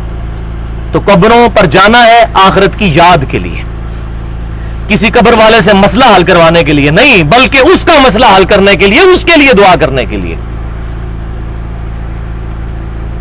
اور صحیح مسلم میں انٹرنیشنل نمبرنگ کے مطابق 2256 نمبر حدیث ہے کہ اما عائشہ رضی اللہ تعالیٰ عنہ کہتی ہیں، بڑی ڈیٹیل حدیث ہے لیکن میں کچھ حصہ اس کا بیان کرتا ہوں، کہ آپ صلی اللہ علیہ وسلم میرے ساتھ بسترے پر لیٹے ہوئے تھے، آپ نے گمان کیا کہ میں سو گئی ہوں، تو آپ صلی اللہ علیہ وسلم چپکے سے اپنے بسترے سے نکلے اور اہل بقی کی طرف گئے، بقی قبرستان میں رات کے آخری پہر.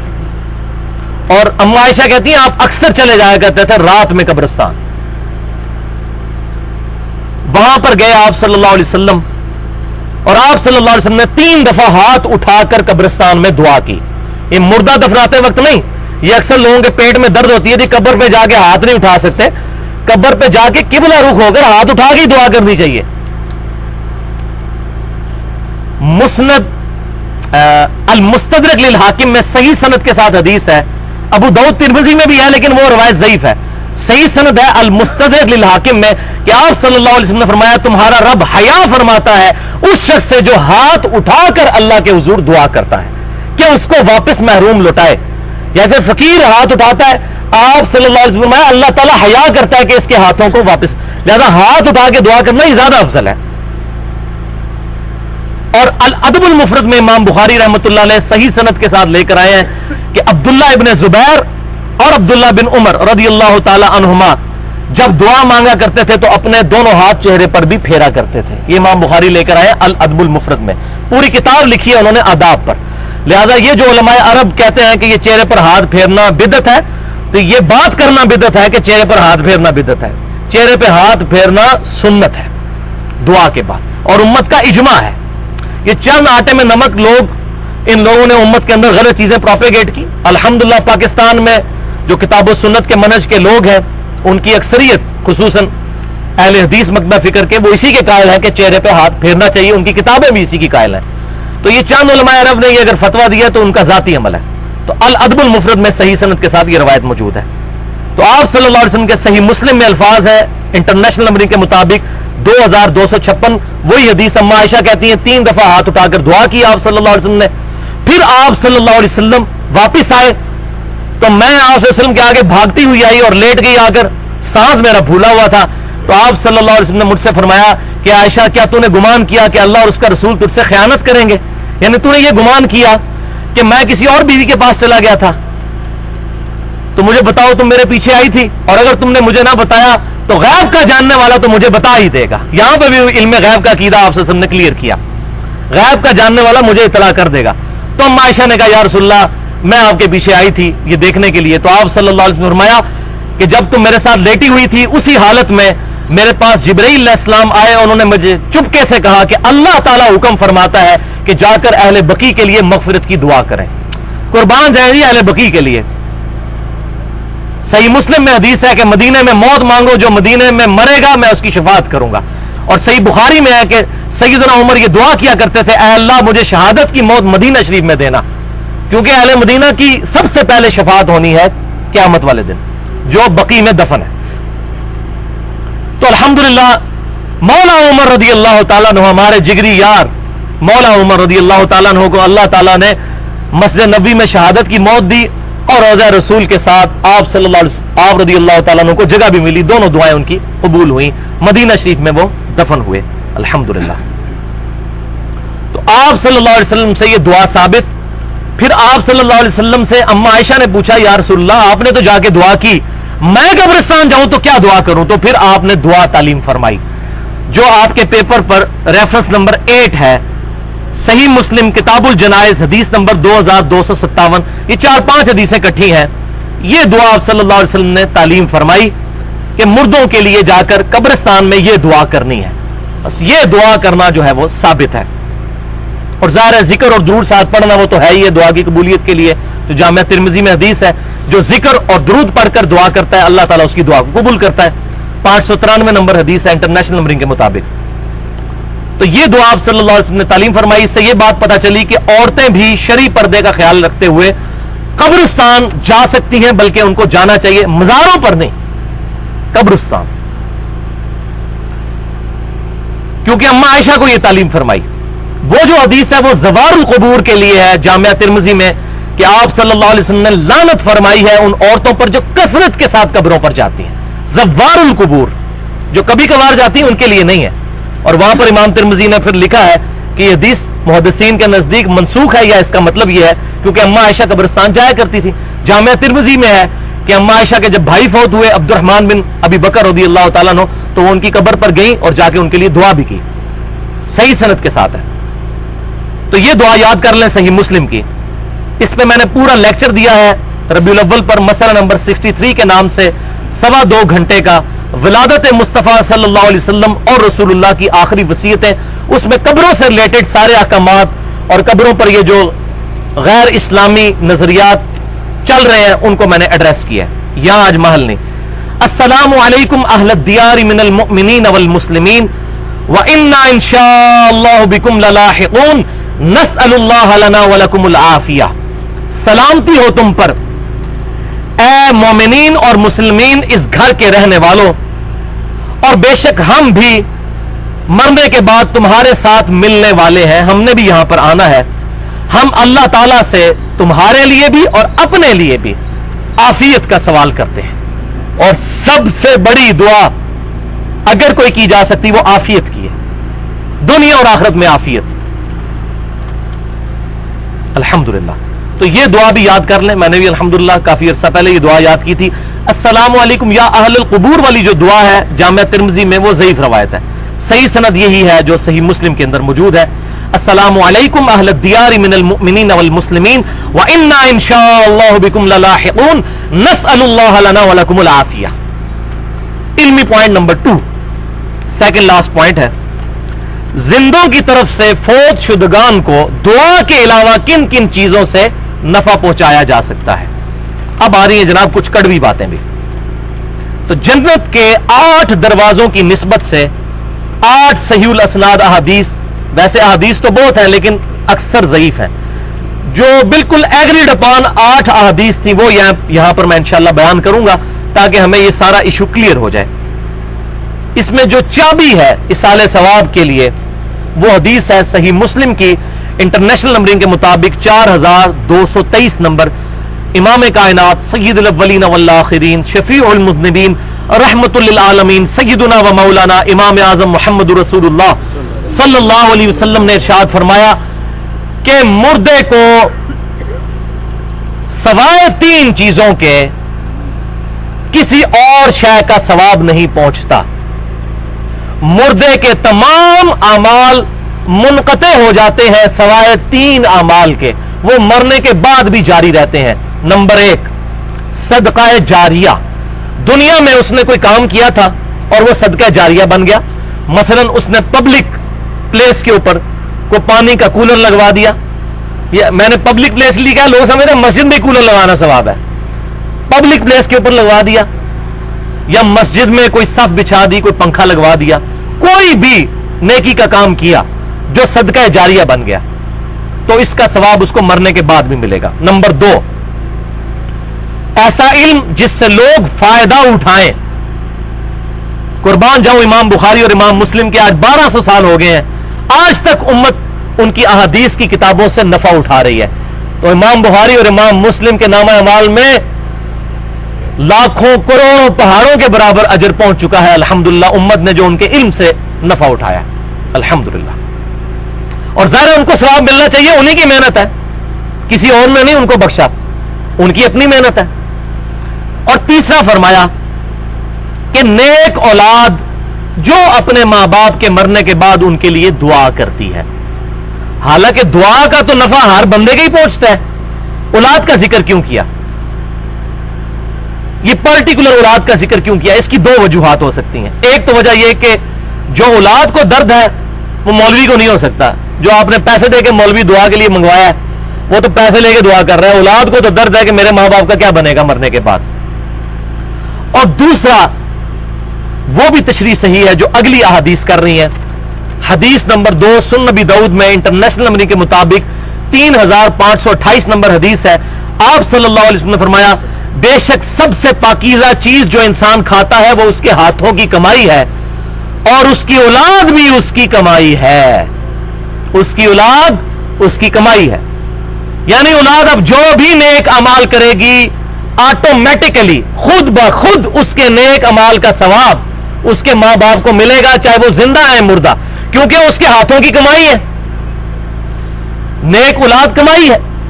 کیوں دعا کی گئی ربنا ہب لنا من ازواجنا وذریاتنا قرۃ اعین وجعلنا للمتقین اماما، اے اللہ مجھے امام بنا پرہیزگار لوگوں کا۔ یہ امام مسجد والا امام نہیں ہے، مراد یہ کہ میری نسل میں میں پرکھ اور پیشوا بنوں ان لوگوں کا کہ میری نسل میں نیک لوگ آئیں، ان کا امام مجھے بنا۔ پھر اگلی حدیث اسی کانٹیکسٹ میں وہ بالکل مسئلے کو واضح کر دے گی۔ تیسری حدیث سنن ابن ماجہ میں انٹرنیشنل نمبرنگ کے مطابق صحیح حدیث ہے 3660 کہ نبی صلی اللہ علیہ وسلم فرماتے ہیں کہ بے شک اللہ تعالیٰ جنت میں مومن کے جب درجات بلند کرتا ہے تو بندہ عرض کرتا ہے اے میرے رب یہ میرے درجات کیوں بلند ہو رہے ہیں؟ تو اللہ تعالیٰ فرماتا ہے کہ یہ اس وجہ سے ہے جو تیرا بیٹا تیرے لیے تیرے مرنے کے بعد استغفار کرتا ہے۔ اب اس کو نفع پہنچ رہا ہے، اس کے درجات بلند ہو رہے ہیں، حالانکہ درجات انسان کے اپنے عمل سے بلند ہونا چاہیے۔ تو نیک اولاد کی صرف دعا نہیں بلکہ اس کے سارے اعمال، وہ اگر مرنے کے بعد میت کے لیے ایصال ثواب کے لیے صدقہ اور خیرات کرتا ہے، جو اعمال بھی کرتا ہے اس میں یہ نہیں کہ یا اللہ میں پہنچاتا ہوں، وہ خود بخود پہنچیں گے، کوئی ٹینشن نہ لیں، اللہ تعالیٰ نے خود ذمہ داری لی ہے۔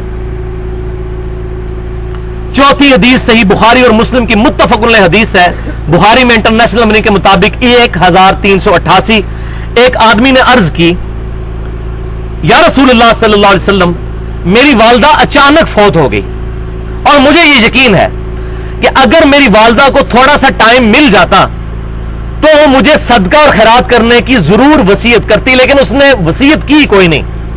اب اس نے وصیت تو نہیں کی، تو اب میں اس کے مرنے کے بعد اگر اس کی طرف سے صدقہ کروں تو اس کو ثواب ملے گا؟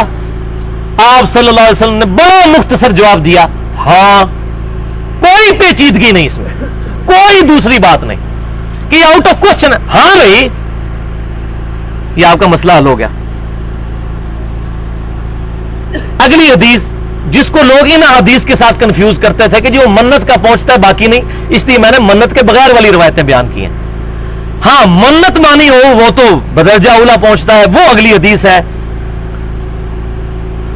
اس سے پہلے ایک اور حدیث، پانچویں حدیث سنن نسائی میں امام نسائی رحمت اللہ علیہ نے پورا چیپٹر باندھا ہے کہ میت کی طرف سے صدقہ کیا ہوا اس کو ثواب پہنچتا ہے۔ اس میں یہ حدیث بخاری اور مسلم والی بھی لے کر آئے اور ایک اور حدیث لے کر آئے، ایک صحابی نے عرض کی اے اللہ کے رسول صلی اللہ علیہ وسلم، یہ بالکل واضح حدیث ہے کہ میرا باپ بغیر کسی وصیت کے فوت ہوا ہے، اس نے مجھے کوئی وصیت نہیں کی کہ میں اس کی طرف سے صدقہ کروں یا نہ کروں۔ اب مجھے بتائیے، اس نے مجھے وصیت تو کوئی نہیں کی لیکن میں چاہ رہا ہوں کہ اس کے مرنے کے بعد اس کی طرف سے صدقہ کروں، تو کیا اس کا اجر اس کو ملے گا؟ آپ نے فرمایا ہاں، بس دیٹس آل، کوئی کمپلیکیشن والی بات نہیں کی۔ آئے مائے شائے والی بات ہوتی تو لوگ اور مطلب نکالتے، کیٹاگوریکلی فرمایا ہاں پہنچے گا اولاد کا۔ وہ ساری حدیثیں ایک چین سے میں نے جوڑی ہیں، بڑی ترتیب، بڑی محنت کی ہے اس پہ تاکہ یہ مسئلہ سمجھ آئے، اور انشاءاللہ اس طریقے سے نہ کسی نے کتاب میں لکھا ہوا ہے نہ کہیں لیکچر میں دیا ہوا ہے، کیونکہ وہ پہلے ذہن میں رکھتے ہیں کس فرقے کی حفاظت کرنی ہے، تو ہر بندہ اپنا مکتبہ فکر سامنے رکھ کے تو وہ مسئلے بیان کر رہا ہوتا ہے، دو نمبری جو ہوتی پیچھے۔ چھٹی حدیث بخاری اور مسلم کی متفق علیہ حدیث ہے، سعد بن عبادہ رضی اللہ تعالیٰ عنہ کہتے ہیں، یہ حدیث ہے جس کو اوپر والی حدیثوں سے لوگ کنفیوز کرتے ہیں، یہ بالکل الگ حدیث ہے۔ یہ اسی طریقے سے ہے کہ کوئی گھوڑوں کی دموں والی حدیث رمول الیدین پہ لگا دے، وہ بالکل الگ حدیث ہے، یہ بالکل الگ حدیث ہے۔ یہ حدیث ہے کہ سعد بن عبادہ کہتے ہیں کہ میری ماں نے منت مانی تھی، نظر مانی تھی اللہ کے لیے، لیکن وہ ادا کرنے سے پہلے فوت ہو گئی، اس کو موقع نہیں ملا۔ اب اگر ان کی وفات کے بعد میں ان کی طرف سے وہ نظر اور منت پوری کر دوں تو یا رسول اللہ کیا ان کو ثواب ملے گا؟ تو آپ صلی اللہ علیہ وسلم نے فرمایا ہاں، یہاں بھی آپ نے سیدھا فرمایا ہاں ملے گا۔ ساتویں حدیث صحیح بخاری میں ہے، انٹرنیشنل نمبر کے مطابق 1852، ایک عورت نے عرض کی کہ یا رسول اللہ صلی اللہ علیہ وسلم میری ماں نے یہ منت مانی تھی کہ وہ حج کرے گی، لیکن وہ حج کرنے سے پہلے ہی فوت ہو گئی، اب کیا میں اس کی طرف سے حج کروں؟ تو آپ صلی اللہ علیہ وسلم نے فرمایا ہاں کرو۔ پھر آپ نے اس کو اپنے پاس بلا کر کہا سنو، اگر تمہاری ماں پر کوئی قرض ہوتا اور وہ مر جاتی تو کیا تم اس کی طرف سے قرض نہ ادا کرتی؟ اس نے کہا یا رسول اللہ ضرور کرتی. تو فرمایا پھر اللہ کا قرض بھی ادا کرو نا. اللہ کے لیے اس نے منت مانی تھی تو تم اس کے بہاف پر، تم بیٹی ہو اس کی، اس نظر کو پورا کرو. الحمدللہ. بلکہ 8ویں حدیث جو ہے وہ بالکل اس مسئلے کو اور واضح کر دے گی. الحمدللہ. ایک صحابی نے آ کر عرض کی کہ یا رسول اللہ صلی اللہ علیہ وسلم، میری ماں کے ذمہ 1 مہینے کے روزے تھے. باقی بخاری اور مسلم میں ملتا ہے کہ وہ منت والے تھے. تو ان کی وفات کے بعد میں ان کی طرف سے روزے رکھوں؟ آپ نے فرمایا ہاں رکھو. اب ساتھ بونس بھی انہوں نے ایک ڈیمانڈ کر لیا، چونگے میں ایک چیز لے لی. یا رسول اللہ صلی اللہ علیہ وسلم چلے یہ روزے تو اس نے منت مانے ہوئے تھے، میری والدہ نے کبھی حج نہیں کیا. اب یہاں منت کا ذکر نہیں ہے، یہ بالکل الگ حدیث ہے. یا رسول اللہ میری ماں نے کبھی حج نہیں کیا. اب یہ نہیں کہا کہ نظر مانی ہوئی تھی، وہ الگ حدیث ہے. یا رسول اللہ اس نے تو حج نہیں کیا، اگر میں اس کی طرف سے حج کر لوں اس کے مرنے کے بعد، نہ وصیت کی نہ اس نے منت مانی ہوئی تھی، کہا اس نے کبھی حج نہیں کیا یا رسول اللہ صلی اللہ علیہ وسلم، میں اس کی طرف سے کیا حج کر سکتی ہوں؟ تو آپ صلی اللہ علیہ وسلم فرمایا ہاں اس کی طرف سے حج ادا کرو. تو اسی کی بنیاد پر حج بدل کروایا جاتا ہے، اس پر نیابت ہوتی ہے. تو یہ جتنے اعمال احادیث میں ملتی ہیں ان پر نیابت ہوگی، لیکن آپ حیران ہوں گے ان تمام حدیثوں میں خالصتاً صرف اولاد کا ذکر ہے، اس کے علاوہ کوئی نہیں ہے. لہٰذا میں اس مسئلے میں اہل سنت کہلوانے والے تینوں گروہ جو ہیں ان میں سے جو اہل حدیث مکتبہ فکر کے جو علماء ہیں ان کے ساتھ میری رائے ہے کہ ان کا موقف یہ صحیح ہے کہ یہ پرٹیکولر اولاد کے بارے میں ہے، اور کسی کے بارے میں کوئی روایت نہیں ملتی. دعا سب کی پہنچتی ہے، لیکن یہ جو صدقہ اور خیرات یہ سارا وہ اسی حدیث کی بنیاد پر ہے جو صحیح مسلم میں اور پھر ابو داؤد میں آیا کہ اولاد اس کی کمائی ہے. تو اولاد کا جو ثواب ملے گا، اور اسی میں امپلائڈ ہے کہ اگر اولاد نہیں ہے تو جو بھی اس کا قریبی ولی ہے ہم اللہ سے امید کرتے ہیں کہ اللہ تبارک و تعالیٰ اس کا صدقہ اور خیرات، اگرچہ اس کے بارے میں اختلاف موجود ہے لیکن الحمدللہ تمام مکاتب فکر میں، اہل حدیث، اہل تشیع میں، بریلویوں میں اور دیوبندیوں کے اندر، تمام کے اندر ایسے علماء موجود ہیں جو مطلقاً صدقہ اور خیرات کے قائل ہیں کسی دوسرے کی طرف سے بھی. لیکن یہ موقف کمزور ہے، لیکن چونکہ ایگزسٹ کرتا ہے اس لیے میں نے بتا دیا. مضبوط جو ہے اولاد ہے، لہذا اولاد کی ایسی اچھی تربیت کریں کہ وہی کرے صدقہ اور خیرات. ویسے انشاءاللہ آپ کی طرف سے اولاد کے علاوہ وہ کرنے بھی نہیں لگا، یہ بھی آپ کو بتا دیں، اولاد ہی کرے گی، یہ بات بھی حق ہے. علمی پوائنٹ نمبر 3، کچھ خاص اعمال ایسے ہیں، اعمال کی خاص شکلیں کہ جن کے ذریعے مردوں کو نفع پہنچتا ہے، لیکن احادیث کا اسلوب یہ بتاتا ہے کہ یہ امام کائنات سید الاولین والآخرین شفیع المذنبین رحمت للعالمین سیدنا و مولانا امام اعظم محمد رسول اللہ صلی اللہ علیہ وسلم کی مبارک ذات کے ساتھ خاص ہے. لیکن اگر کوئی شخص سنت سمجھتے ہوئے ان شکلوں میں سے کوئی شکل اڈاپٹ کر لیتا ہے تو ہم اس پر کوئی بدعت کا فتویٰ نہیں لگا سکتے اگر وہ سنت سمجھ کر عمل کر رہا ہے. پہلی حدیث صحیح بخاری اور صحیح مسلم کی متفق علیہ حدیث ہے، اور یہ تینوں حدیثیں بخاری اور مسلم کی متفق علیہ ہیں کہ ایک حبشی عورت تھی، مسجد نبوی کی صفائی کیا کرتی تھی. وہ فوت ہو گئی تو صحابہ کرام علیہم رضوان نے اس کو رات کے وقت میں دفنا دیا اور آپ صلی اللہ علیہ وسلم کو اس کی خبر نہیں کی. کچھ دن گزرے تو آپ صلی اللہ علیہ وسلم نے کہا کہ وہ حبشی عورت مجھے نظر نہیں آ رہی. تو صحابہ نے عرض کی کہ اللہ کے رسول صلی اللہ علیہ وسلم وہ تو فوت ہو گئی اور ہم نے آپ کے آرام میں خلل سمجھتے ہوئے آپ کو نہیں بتایا اور اس کو جنازہ پڑھ کر دفنا دیا. آپ صلی اللہ علیہ وسلم سخت ناراض ہوئے. حریص علیکم بالمؤمنین رؤوف الرحیم. آپ صلی اللہ علیہ وسلم نے اس عورت کو بڑا اہم سمجھا، صحابہ نے سمجھا یہ عام سی عورت ہے، لیکن حضور صلی اللہ علیہ وسلم کی نظر میں تو دین کا کام کرنے والے اعلیٰ مرتبے کے لوگ ہیں. مسجد کی صفائی کرنے والی بوڑھی حبشی عورت تھی. آپ نے فرمایا صلی اللہ علیہ وسلم مجھے بتاؤ اس کی قبر کدھر ہے. قبر پر گئے اور آپ صلی اللہ علیہ وسلم نے جا کر قبر پر جنازہ پڑھا اس کا. ظاہر جنازہ پڑھا, ساری دعا کی اس کے لیے. اور صحیح مسلم کے الفاظ ہیں, جو مسلم میں ترک ہے 2215, کہ آپ صلی اللہ علیہ وسلم نے جنازہ پڑھنے کے بعد ارشاد فرمایا یہاں پر جو قبریں تھیں میرے آنے سے پہلے تاریکی میں ڈوبی ہوئی تھیں, اور اللہ نے میرے جنازہ پڑھنے کی برکت سے, میرے جنازہ پڑھنے کی برکت سے ان تمام قبروں کو نور سے بھر دیا ہے. الحمدللہ. اب ظاہر ہے کہ یہ رسول اللہ کی خاصیت ہو سکتی صلی اللہ علیہ وسلم. میرے جنازہ, ورنہ اس کا صحابہ بھی جنازہ پڑھ چکے تھے. لوگ کہہ رہے ہیں بزرگوں نے جنازہ پڑھا, بزرگوں سے تو بڑا مرتبہ صحابہ کا ہے. وہاں پر جو دفن تھے وہ بھی صحابہ ہی تھے. ظاہر ہے وہ کافروں کی قبریں تو نہیں تھی, کافروں کی قبریں تو نور سے نہیں بھری جا سکتی. صحابہ ہی دفن تھے اور صحابہ نے جنازہ پڑھا ہوا تھا. آپ نے فرمایا میرے جنازہ پڑھنے کی برکت سے اللہ تعالیٰ نے اس کو نور سے بھر دیا.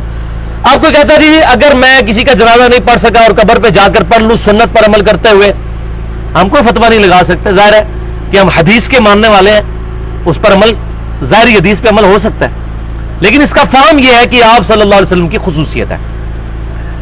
دوسری حدیث صحیح بخاری اور مسلم کی متفق علیہ حدیث ہے کہ آپ صلی اللہ علیہ وسلم نے اپنی وفات سے 1 مہینہ پہلے شہدائے احد پر جا کر نماز جنازہ دوبارہ پڑھی 8 سال کے بعد.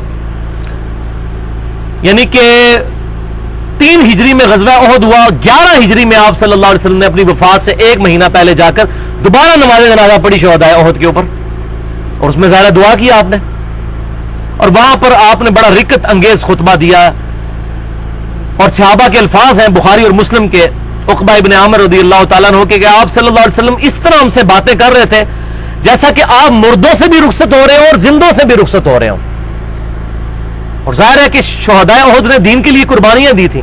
حضور نے وہاں پر جا کر ممبر لگا کر خطبہ دیا اور کہا کہ اے صحابہ, اللہ کی قسم مجھے تم سے یہ خطرہ نہیں اپنے بعد کہ تم میرے بعد شرک کرنے لگو. البتہ مجھے ڈر ہے کہ تم دنیا کے مال میں پھنس جاؤ گے اور اس غرض میں پھر ایک دوسرے کو قتل کرو گے, اور تم بھی اسی طرح ہلاک ہو جاؤ گے جس طرح تم سے اگلی امتیں ہلاک ہوئی. اس میں اشارہ تھا جو کچھ ہونا تھا جنگوں میں. ہزاروں لوگ تو حضور کی وفات کے فوراً بعد ہزاروں صحابہ مرتد ہو گئے, مرتدین زکات بن گئے, مسلمہ کذاب کے ساتھ مل گئے. پھر سیدنا مولا ابو بکر رضی اللہ تعالیٰ نے ان کے خلاف قتال کیا. تو آپ اشارے دے کر جا رہے تھے کہ یہ معاملہ ہوگا. اسی طریقے سے آگے سلسلہ چلتا چلتا صفین اور نہروان وہاں تک پہنچا. تو آپ صلی اللہ علیہ وسلم نے فرمایا تم سے مجھے شرک کا خدشہ نہیں, دنیا کے مال میں پھنس جاؤ گے. یہ صحابہ سے ہی خطاب تھا, یہ صحابہ کی کوئی گستاخی نہیں ہے, یہ ہوئے ہیں معاملات, صحابہ خود مانتے تھے. لہذا صحابہ کے پیٹرن پر ایک گروہ امت کا, بخاری اور مسلم کی متفق علیہ حدیث ہے کہ ایک میری امت کا گروہ قیامت تک حق پر قائم رہے گا. یعنی یہ امت کی خصوصیت ہے کہ ایک گروہ ایسا ہوگا جو کبھی شرک نہیں کرے گا. باقی 72 تو دوزخ میں جائیں گے, ابو داؤد اور ترمذی میں موجود ہے. صحابہ کے پیٹرن پر ایک گروہ قیامت تک دنیا کے مال میں تو پھنس سکتا ہے. جامع ترمذی میں صحیح حدیث ہے کہ ہر امت کا ایک فتنہ ہے اور میری امت کا فتنہ مال ہے, لیکن شرک سے وہ محفوظ رہے گا. تو اس حدیث سے بھی پتا چلا کہ آپ صلی اللہ علیہ وسلم نے مردوں کے شہداء کے اوپر 8 سال کے بعد دوبارہ نماز جنازہ, اس میں ذرا دعا مانگی آپ صلی اللہ علیہ وسلم نے. یہ بھی آپ کی خصوصیت ہے. اور تیسری حدیث بھی بخاری اور مسلم کی متفق علیہ حدیث ہے کہ آپ صلی اللہ علیہ وسلم قبرستان کے پاس سے گزر رہے تھے تو آپ صلی اللہ علیہ وسلم نے فرمایا, آپ رک گئے اور فرمایا ان 2 قبر والوں کو عذاب ہو رہا ہے, اور کسی بڑی وجہ سے نہیں. ان میں سے ایک پیشاب کے چھینٹوں سے نہیں بچتا تھا اور دوسرا چغلی کھایا کرتا تھا. اب صحابہ کو عذاب قبر نہیں نظر آ رہا, یہ کہتے ہیں بزرگوں کو کشف القبور ہو جاتا ہے. وہ کشف والا مسئلہ بھی میں نے مسئلہ نمبر 6B کے نام سے 2.25 گھنٹے کی گفتگو ریکارڈ کروا دی ہے, کشف الہام اور خوابوں سے متعلق. صحابہ کو قبر کے نیچے نظر نہیں آ رہا, نبی صلی اللہ علیہ وسلم نے بتایا کہ ان کو عذاب ہو رہا ہے. پھر آپ صلی اللہ علیہ وسلم نے ایک درخت کی ٹہنی توڑی, اس کے 2 حصے کر کے آدھا ایک قبر پر اور آدھا ایک قبر پر, اور فرمایا جب تک یہ ہری رہیں گی اللہ تعالیٰ ان کے عذاب میں تخفیف کرتا رہے گا. اس میں یہ الفاظ نہیں ہے یہ خود مولویوں نے جوڑ لیے ہیں کہ جب تک یہ ذکر کرتی رہیں گی، وہ خشک بھی ذکر کرتی ہیں، ان کو یہ مت ماری ہوئی ہے کہ خالی ہری نہ ذکر کرنا، کائنات میں ہر شے اللہ کا ذکر کرتی ہے، یہ بریکٹوں میں خود لگا لیے الفاظ. اور میری بھی زمانہ جاہلیت کی ایک کتاب تھی اصالہ ثواب والی، آج پوری کتاب کا میں نے خود ہی پوسٹ مارٹم کر دیا. وہ آؤٹ آف کانٹیکسٹ تھی چیزیں، اور حقیقت بات ہے مجھے بھی اس وقت نہیں پتا تھا. ہم بھی اپنے مولویوں کے پیچھے اندھا دھند چلتے تھے، خود حدیثیں نہیں پڑھتے تھے کہ اوریجنل کیا حدیث ہے، تو اس لیے دھوکہ کھا جاتے تھے. تو الحمدللہ میرا یہ رجوع بھی پریکٹیکلی اصالہ ثواب والے مسئلے میں ریکارڈ ہو گیا. تو فرمایا جب تک یہ ہری رہیں گی، اللہ تعالیٰ نے آپ کو یہ خبر دے دی کہ جب تک یہ ہری رہیں گی اس وقت تک ان کے عذاب میں تخفیف ہوتی رہے گی. تو یہ بھی آپ صلی اللہ علیہ وسلم کے مبارک ہاتھوں کی برکت ہے. بعد میں کوئی ثابت نہیں کہ کسی صحابی نے کہا کہ اس طریقے سے عذاب کسی کا کم کروایا جا سکتا ہے. اسی کی بنیاد پہ جا کے قبروں پر پھول پھینکتے ہیں. تو بھائی پھول پھینکنا ثابت نہیں. اگر کوئی اس حدیث پر عمل کرنا چاہتا ہے تو وہ ٹہنی توڑے اور اس کے دو حصے کر کے، جیسا کہ مردے کو دفناتے وقت بھی وہ ٹہنی ایک اس کے سرانے لگا دیتے ہیں تاکہ قبر کی لوکیشن پتہ چل جائے، بس ٹھیک ہے، دیٹس آل. پھول شول پھینکنا یہ ضیاء ہے اور اسراف اور فضول خرچی ہے، یہ ثابت اس سے نہیں ہوگا. دین کا مسئلہ وہ ہے جو پیٹ ثابت ہو. اس طریقے سے ڈرائیوڈ معنی اگر استعمال کریں گے اور اس کی بنیاد پہ کہیں گے جی چادر بھی قبر پہ چڑھائی جا سکتی ہے، کوئی ٹہنی لگ سکتی ہے، ٹہنی بھی سبز کلر کی ہوتی ہے، چادر بھی سبز کلر کی ہوتی ہے، اس طرح تو بھائی دین کا جنازہ نکل جائے گا. اور اسی کی وہ ایکسٹینشنز ہیں. وہ تیجا کرتے ہیں تیسرے دن، پھر 10واں ہوتا ہے، 40واں ہوتا ہے، پھر برسیاں ہوتی ہیں، جمعراتیں ہوتی ہیں. یہ مولویوں کا روزگار لگا ہوا ہے. 11ویں شریف ہر مہینے کی 11 چاند کو، اور نام شیخ عبد القادر جیلانی رحمۃ اللہ علیہ المتوفا 571 ہجری ان کا بدنام کیا ہوا ہے کہ جی یہ انہوں نے شروع کروائی تھی. آج اس ویڈیو کی وسادت سے میرا چیلنج ہے، شیخ عبد القادر جیلانی رحمۃ اللہ علیہ کی کسی کتاب سے یا ان کے زمانے کے کسی بزرگ کی کتاب سے یا ان کے کسی شاگرد کی کتاب سے ثابت کریں کہ وہ 11ویں شریف کرتے تھے. یہ چیلنج ہے. یہ جو 150-200 سال بعد کسی مولوی نے آگے یہ کام شروع کروایا اور تھوپ دیا ان کے اوپر. جس طریقے سے کئی چیزیں جو ہیں وہ بعد میں شروع ہوئی ہیں اور نبی صلی اللہ علیہ وسلم پر تھوپ دی گئی ہیں، معاذ اللہ استغفر اللہ. اسی طریقے سے یہ رجب کے کنڈے، امام جعفر الصادق رحمت اللہ علیہ المتوفا 148 ہجری، ان کی یوم وفات کو وہ عرس مناتے ہیں اور یہ کنڈے پھر چل پڑے. یہ جو مشہور ہے کہ امیر معاویہ رضی اللہ تعالیٰ عنہ کی وفات کی خوشی ہے، یہ جھوٹ ہے. یہ سنیوں نے صرف جان چھڑانے کے لیے ایک بات کی ہے، یہ بات نہیں ہے. ان کی یوم وفات 22 رجب نہیں ہے، ان کی 26 یا 27 بنتی ہے. چونکہ اب رجب کا مہینہ ہے تو میں نے یہ بتا دیا. یہ بیسیکلی ان کا عرس مناتے ہیں، حالانکہ انہوں نے نہ کبھی سیدنا علی کا عرس منایا، نہ خود انہوں نے کبھی اپنا کوئی معاملہ کیا، اور یہ پیچھے سے ان کی طرف چیزیں منسوب کی ہوئی ہیں. لیکن یہاں پر یہ حق بات ہے، یہ جتنے بھی یہ کام کیے جاتے ہیں اللہ کے نام کے کیے جاتے ہیں، اور ہم یہ نہیں کہتے کہ یہ شرک کر رہے ہیں، وہ اللہ کے نام کے کر رہے ہیں صالح ثواب. ہم یہ کہتے ہیں یہ چیزیں ثابت نہیں ہیں. زیادہ سے زیادہ کوئی سخت حکم لگے گا تو بدعت کا لگے گا. 11ویں شریف کو شرک نہیں ہو جائے گی. یا اسی طریقے یہ شریف میں ان کے زبان میں نہیں اس کو شریف کہہ رہا جو کہ مشہور ہے. اسی طریقے سے محرم کی شیرنی یا یہ کنڈے یا یہ تیجا 40واں، یہ تمام کی تمام چیزیں جب تک یہ اللہ کے نام کی دی جا رہی ہیں اس وقت تک تو معاملہ ٹھیک. ہاں اگر کوئی کہتا ہے اس سے میں کسی بزرگ کا تقرب، وہ میں پہلے بتا چکا، اس میں میرا پورا لیکچر بھی علیحدہ سے مسئلہ نمبر 68 موجود ہے. بھائیو، رسول اللہ صلی اللہ علیہ وسلم نے اپنے مبارک ہاتھوں سے 3 بیٹیاں خود دفن کی ہیں، جوان شادی شدہ 3 بیٹیاں. چوتھی ان کی وفات کے 6 مہینے کے بعد سیدہ فاطمہ فوت ہوئی. 3 کو اپنے ہاتھوں سے دفنایا. میرا یہ چیلنج ہے، کسی ضعیف روایت سے کوئی ثابت کرے کہ نبی صلی اللہ علیہ وسلم نے اپنی کسی بیٹی کا تیجا کیا ہو، یعنی یہ کل کا ختم، یا 40واں یا جمعرات یا برسی. یہاں لوگ رشتہ داریاں ٹوٹ گئی ہیں کہ ساڑھا پرا تے گمراہ ہو گیا ہے، یہ تو ان برسی بھی نہیں پیودی کرتا. بہنیں لڑ رہی ہوتی ہیں ہمارا بھائی گمراہ ہو گیا، یہ باپ کی برسی بھی نہیں کرتا، یہ کنجوس ہو گیا. اور یہ ساری کی ساری رسومات خود دین بنائی، پہلے خود فٹ ان کیا اور پھر فتوے لگاتے ہیں، اور دین سے جاہل اس معاملے میں. آپ صلی اللہ علیہ وسلم کی کسی ضعیف روایت سے کوئی 40واں یہ تمام چیزیں، اور یہ خود بھی مانتے ہیں نہیں ثابت. یہ نہیں ہے، وہ کہتے ہیں ہم نے خود سے ڈیوائس کی ہیں، اور اس کے اوپر پھر دلائل کیا دیتے ہیں، وہ جی دیکھو نا جی کیا ہوتا ہے کل کے اوپر قرآن پڑھا جاتا ہے. قرآن پڑھنا گناہ ہے؟ نہیں، گناہ تو نہیں. کھانا حلال سامنے رکھا جاتا ہے، کھانا کھانا گناہ ہے؟ نہیں جی. اور بندہ مرا ہوا مسلمان ہے، اس کے لیے دعا کرنا گناہ ہے؟ نہیں. تو کہتے ہیں تینوں چیزیں جمع ہو جائیں تو گناہ کیسے ہو جائیں گی؟ نیکی جمع نیکی جمع نیکی برابر ہے نیکی، میتھمیٹیکل ایکویشن. ہاں جی سناؤ. انہوں اسی جواب دے سکنے ہیں. ان کا جواب انشاءاللہ علمی طریقے سے دیں گے کہ بھائیوں اس طریقے سے اگر ہم ضرب تقسیمیں شروع کر دیں وَلِعَوْذُ بِاللَّهِ تعالی، اور اس میں پھر ایک دلیل بھی دیتے ہیں، میں ساتھ ہی ذکر کر دوں. بخاری اور مسلم کی ایک متفق علیہ حدیث ہے کہ آپ صلی اللہ علیہ وسلم کے سامنے کھانا رکھا گیا، آپ صلی اللہ علیہ وسلم نے اس پر کچھ پڑھا، آپ صلی اللہ علیہ وسلم نے پھر دعا کی. وہ کہتے ہیں نہیں دیکھیں کھانا بھی سامنے رکھا اور آپ نے پڑھا اور دعا کی. آپ لوگ کہتے ہیں کھانا سامنے رکھ کے دعا کرنا اور پڑھنا یہ شرک اور بدعت ہے. شرک تو ہے ہی نہیں، وَلِعَوْذُ بِاللَّهِ تعالی. اللہ معاف کرے جو ایسے بدبخت ہیں جو لوگ اس کو شرک کہتے ہیں. ہم یہ کہتے ہیں زیادہ ثابت نہیں ہے، لیکن پوری حدیث نہیں بیان کرتے کیونکہ پوری حدیث میں ان کی موت ہے. یہ بھی پرٹیکولر حضور صلی اللہ علیہ وسلم کی خصوصیت والی حدیث ہے.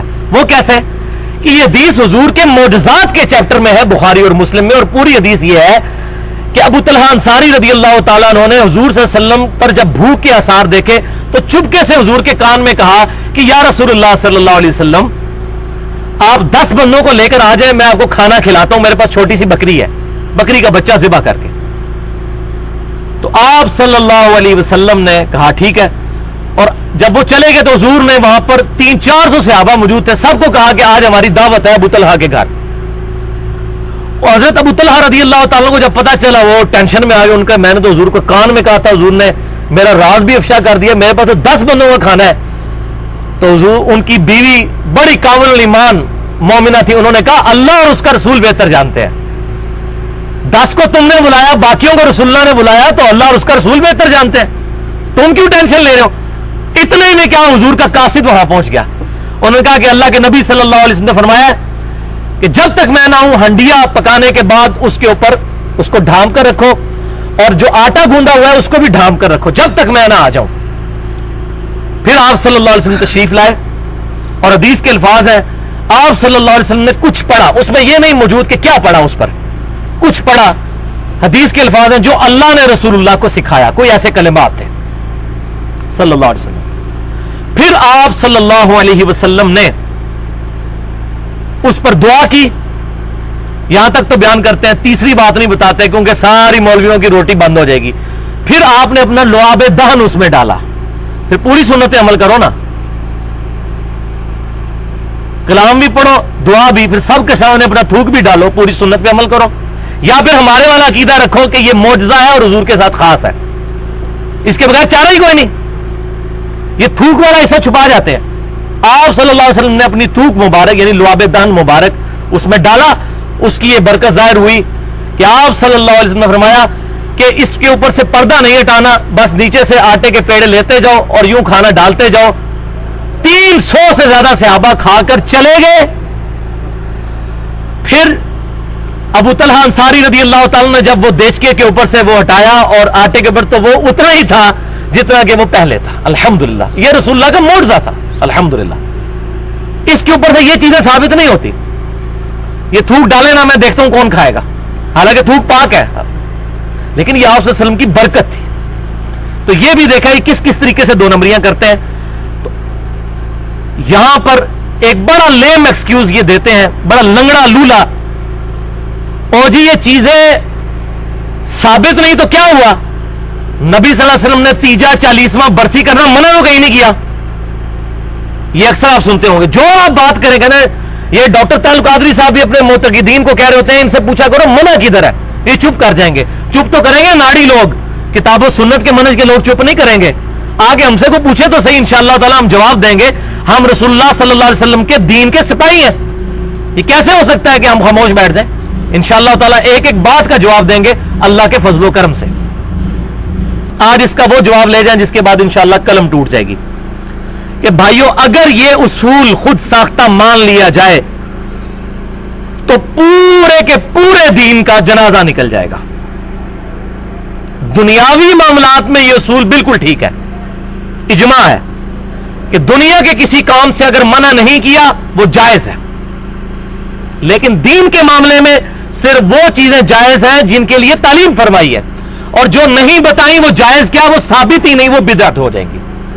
اب مجھے بتائیے، اگر کوئی بندہ مسجد میں نماز پڑھتا ہے تو کیا اس کے دل میں یہ نیت ہوتی ہے نیچے اس پنکھے کے اور اوپر اس قالین کے اور سامنے اس ایئر کنڈیشن کے منہ طرف خانہ کعبہ شریف، یہ ہوتی ہے؟ یہ دین کی چیز ہی نہیں ہے، اس لیے نہیں ہوتی۔ زبان سے نیت ثابت نہیں، لیکن دل میں حاصل کرنا ضروری ہے، وہ حاضر کرنا ضروری ہے۔ انما الاعمال بالنیات، تو کیا ہماری یہ نیت ہوتی ہے؟ یہ معاملات نہیں، انشاءاللہ میں اگلی دفعہ بتاؤں گا۔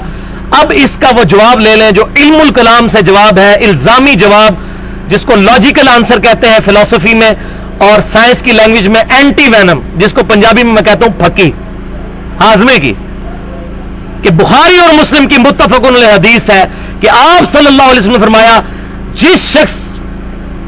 جب کوئی شخص اذان دیتا ہے تو اذان کی آواز سے شیطان کئی میل دور بھاگ جاتا ہے اور اس کی ہوا بھی نکل جاتی ہے۔ تو اذان دینا اچھا کام ہے نا جی، شیطان بھاگتا ہے۔ عید کی اذان کیوں نہیں ہوتی؟ جنازے کی اذان کیوں نہیں ہوتی؟ ان سے پوچھئے تو کہیں گے نہیں، وہ عید کی اذان ثابت نہیں ہے۔ ہم کہیں گے نہیں نہیں بھائی، اذان تو بڑا اچھا کام ہے۔ یہ وہی بات، قرآن پڑھ رہے ہیں، کھانا حلال ہے، مرا ہوا بندہ مسلمان ہے، کیا ہوا اگر کر لیا؟ تو بھائی اذان تو بڑا نیکی کا کام ہے۔ بعض لوگوں نے تو صرف عید کی نماز ہی پڑھنی ہوتی ہے، وہ سال بعد مسجد میں آتے ہیں، اس دن تو زیادہ ضرورت ہے کہ شیطان کو بھگایا جائے، تو عید کی 2 اذانیں دیا کرو۔ کہتے ہیں نہیں، عید کی اذان ثابت نہیں ہے اس لیے نہیں دیتے۔ تو ثابت نہ ہوا تو کیا ہوا؟ یہ تو بڑا اچھا کام ہے، کرو۔ کوئی بھی نہیں کرے گا، نہ کوئی اہل سنت میں سے بریلوی، دیوبندی، نہ اہل حدیث، نہ اہل تشیع۔ اب یہ وہی جواب ہے، ہم وہی بات کریں گے، الزامی جواب۔ ثابت نہیں تو کیا ہوا بھائی؟ منع ہے کہیں؟ کوئی ضعیف روایت دکھاؤ کہ جس میں آیا ہو کہ عید کی اذان مت دو، جنازے کی اذان مت دو، نہیں ہے، ثابت نہیں۔ تو اب ہماری ڈیفینیشن وہی کہ دین میں آپ کوئی چیز داخل نہیں کر سکتے۔ اب اس حدیث کو سمجھ لیں جو 2 حدیثیں ہیں، صحیح مسلم میں، صحیح بخاری میں، دونوں میں حدیث موجود ہے۔ بخاری اور مسلم کی متفق علیہ حدیث ہے۔ امام کائنات صلی اللہ علیہ وسلم نے فرمایا، من احدث فی امرنا ھذا، جس نے ہمارے اس دین میں کوئی چیز داخل کی، فہو رد، اس کی وہ داخل کی ہوئی چیز مردود ہے۔ کیٹیگوریکل، کوئی اچھی بدعت بری بدعت یہ کوئی سوال ہی نہیں ہے، جس نے بھی ہمارے دین میں کوئی چیز داخل کی۔ اور آخری حدیث صحیح مسلم میں انٹرنیشنل نمبرنگ کے مطابق 2005 نمبر، اور سنن نسائی میں 3278 نمبر، کتاب الجمعہ چیپٹر میں یہ حدیث موجود ہے۔ آپ صلی اللہ علیہ وسلم جب بھی کوئی تقریر کرتے تھے، چاہے جمعے کی ہو، عید کی ہو، کوئی خطبہ ہو، 6 باتیں ارشاد فرمایا کرتے تھے۔ بسم اللہ الرحمن الرحیم، اما بعد فإن خیر الحدیث کتاب اللہ، پہلی بات آگاہ ہو جاؤ اس کے بعد کہ سب سے بہترین کلام اللہ کی کتاب ہے۔ وخیر الہدی ہدی محمد صلی اللہ علیہ وسلم، اور سب سے ہدایت یافتہ راستہ محمد صلی اللہ علیہ وسلم کا ہے۔ وشر الامور محدثاتها، اور بدترین کام وہ ہے جو دین میں نئے داخل کیے جائیں۔ وکل محدثۃ بدعہ، اور یہ تمام دین میں جاری کیے جانے والے کام بدعت ہے۔ وکل بدعۃ ضلالہ، اور تمام بدعتیں گمراہیاں ہیں۔ وکل ضلالۃ فی النار، اور یہ تمام گمراہیاں دوزخ میں لے جانے والی ہے۔ انشاءاللہ تعالی اللہ نے زندگی دی تو اگلی دفعہ بدعت کے کانٹیکسٹ میں انشاءاللہ میں ڈیٹیل سے گفتگو کروں گا۔ اللہ تعالیٰ سے دعا ہے جو حق بات میں نے کہی اللہ تعالیٰ ہمارے دلوں میں راسخ فرمائے۔ اگر جذبات میں میرے منہ سے کوئی غلط بات نکل گئی تو اللہ تعالیٰ ہمارے دلوں سے ہی اس کو محو کر دے۔ ہمیں کتاب و سنت کی تعلیمات کو سلف صالحین کے منہج پر اجماع کو حجت مانتے ہوئے امت تک پہنچانے کی اور خود عمل کرنے کی توفیق عطا فرمائے۔ سبحانک اللہم و بحمدک، اشہد ان لا الہ الا انت، استغفرک و اتوب الیک، وما علینا الا البلاغ المبین۔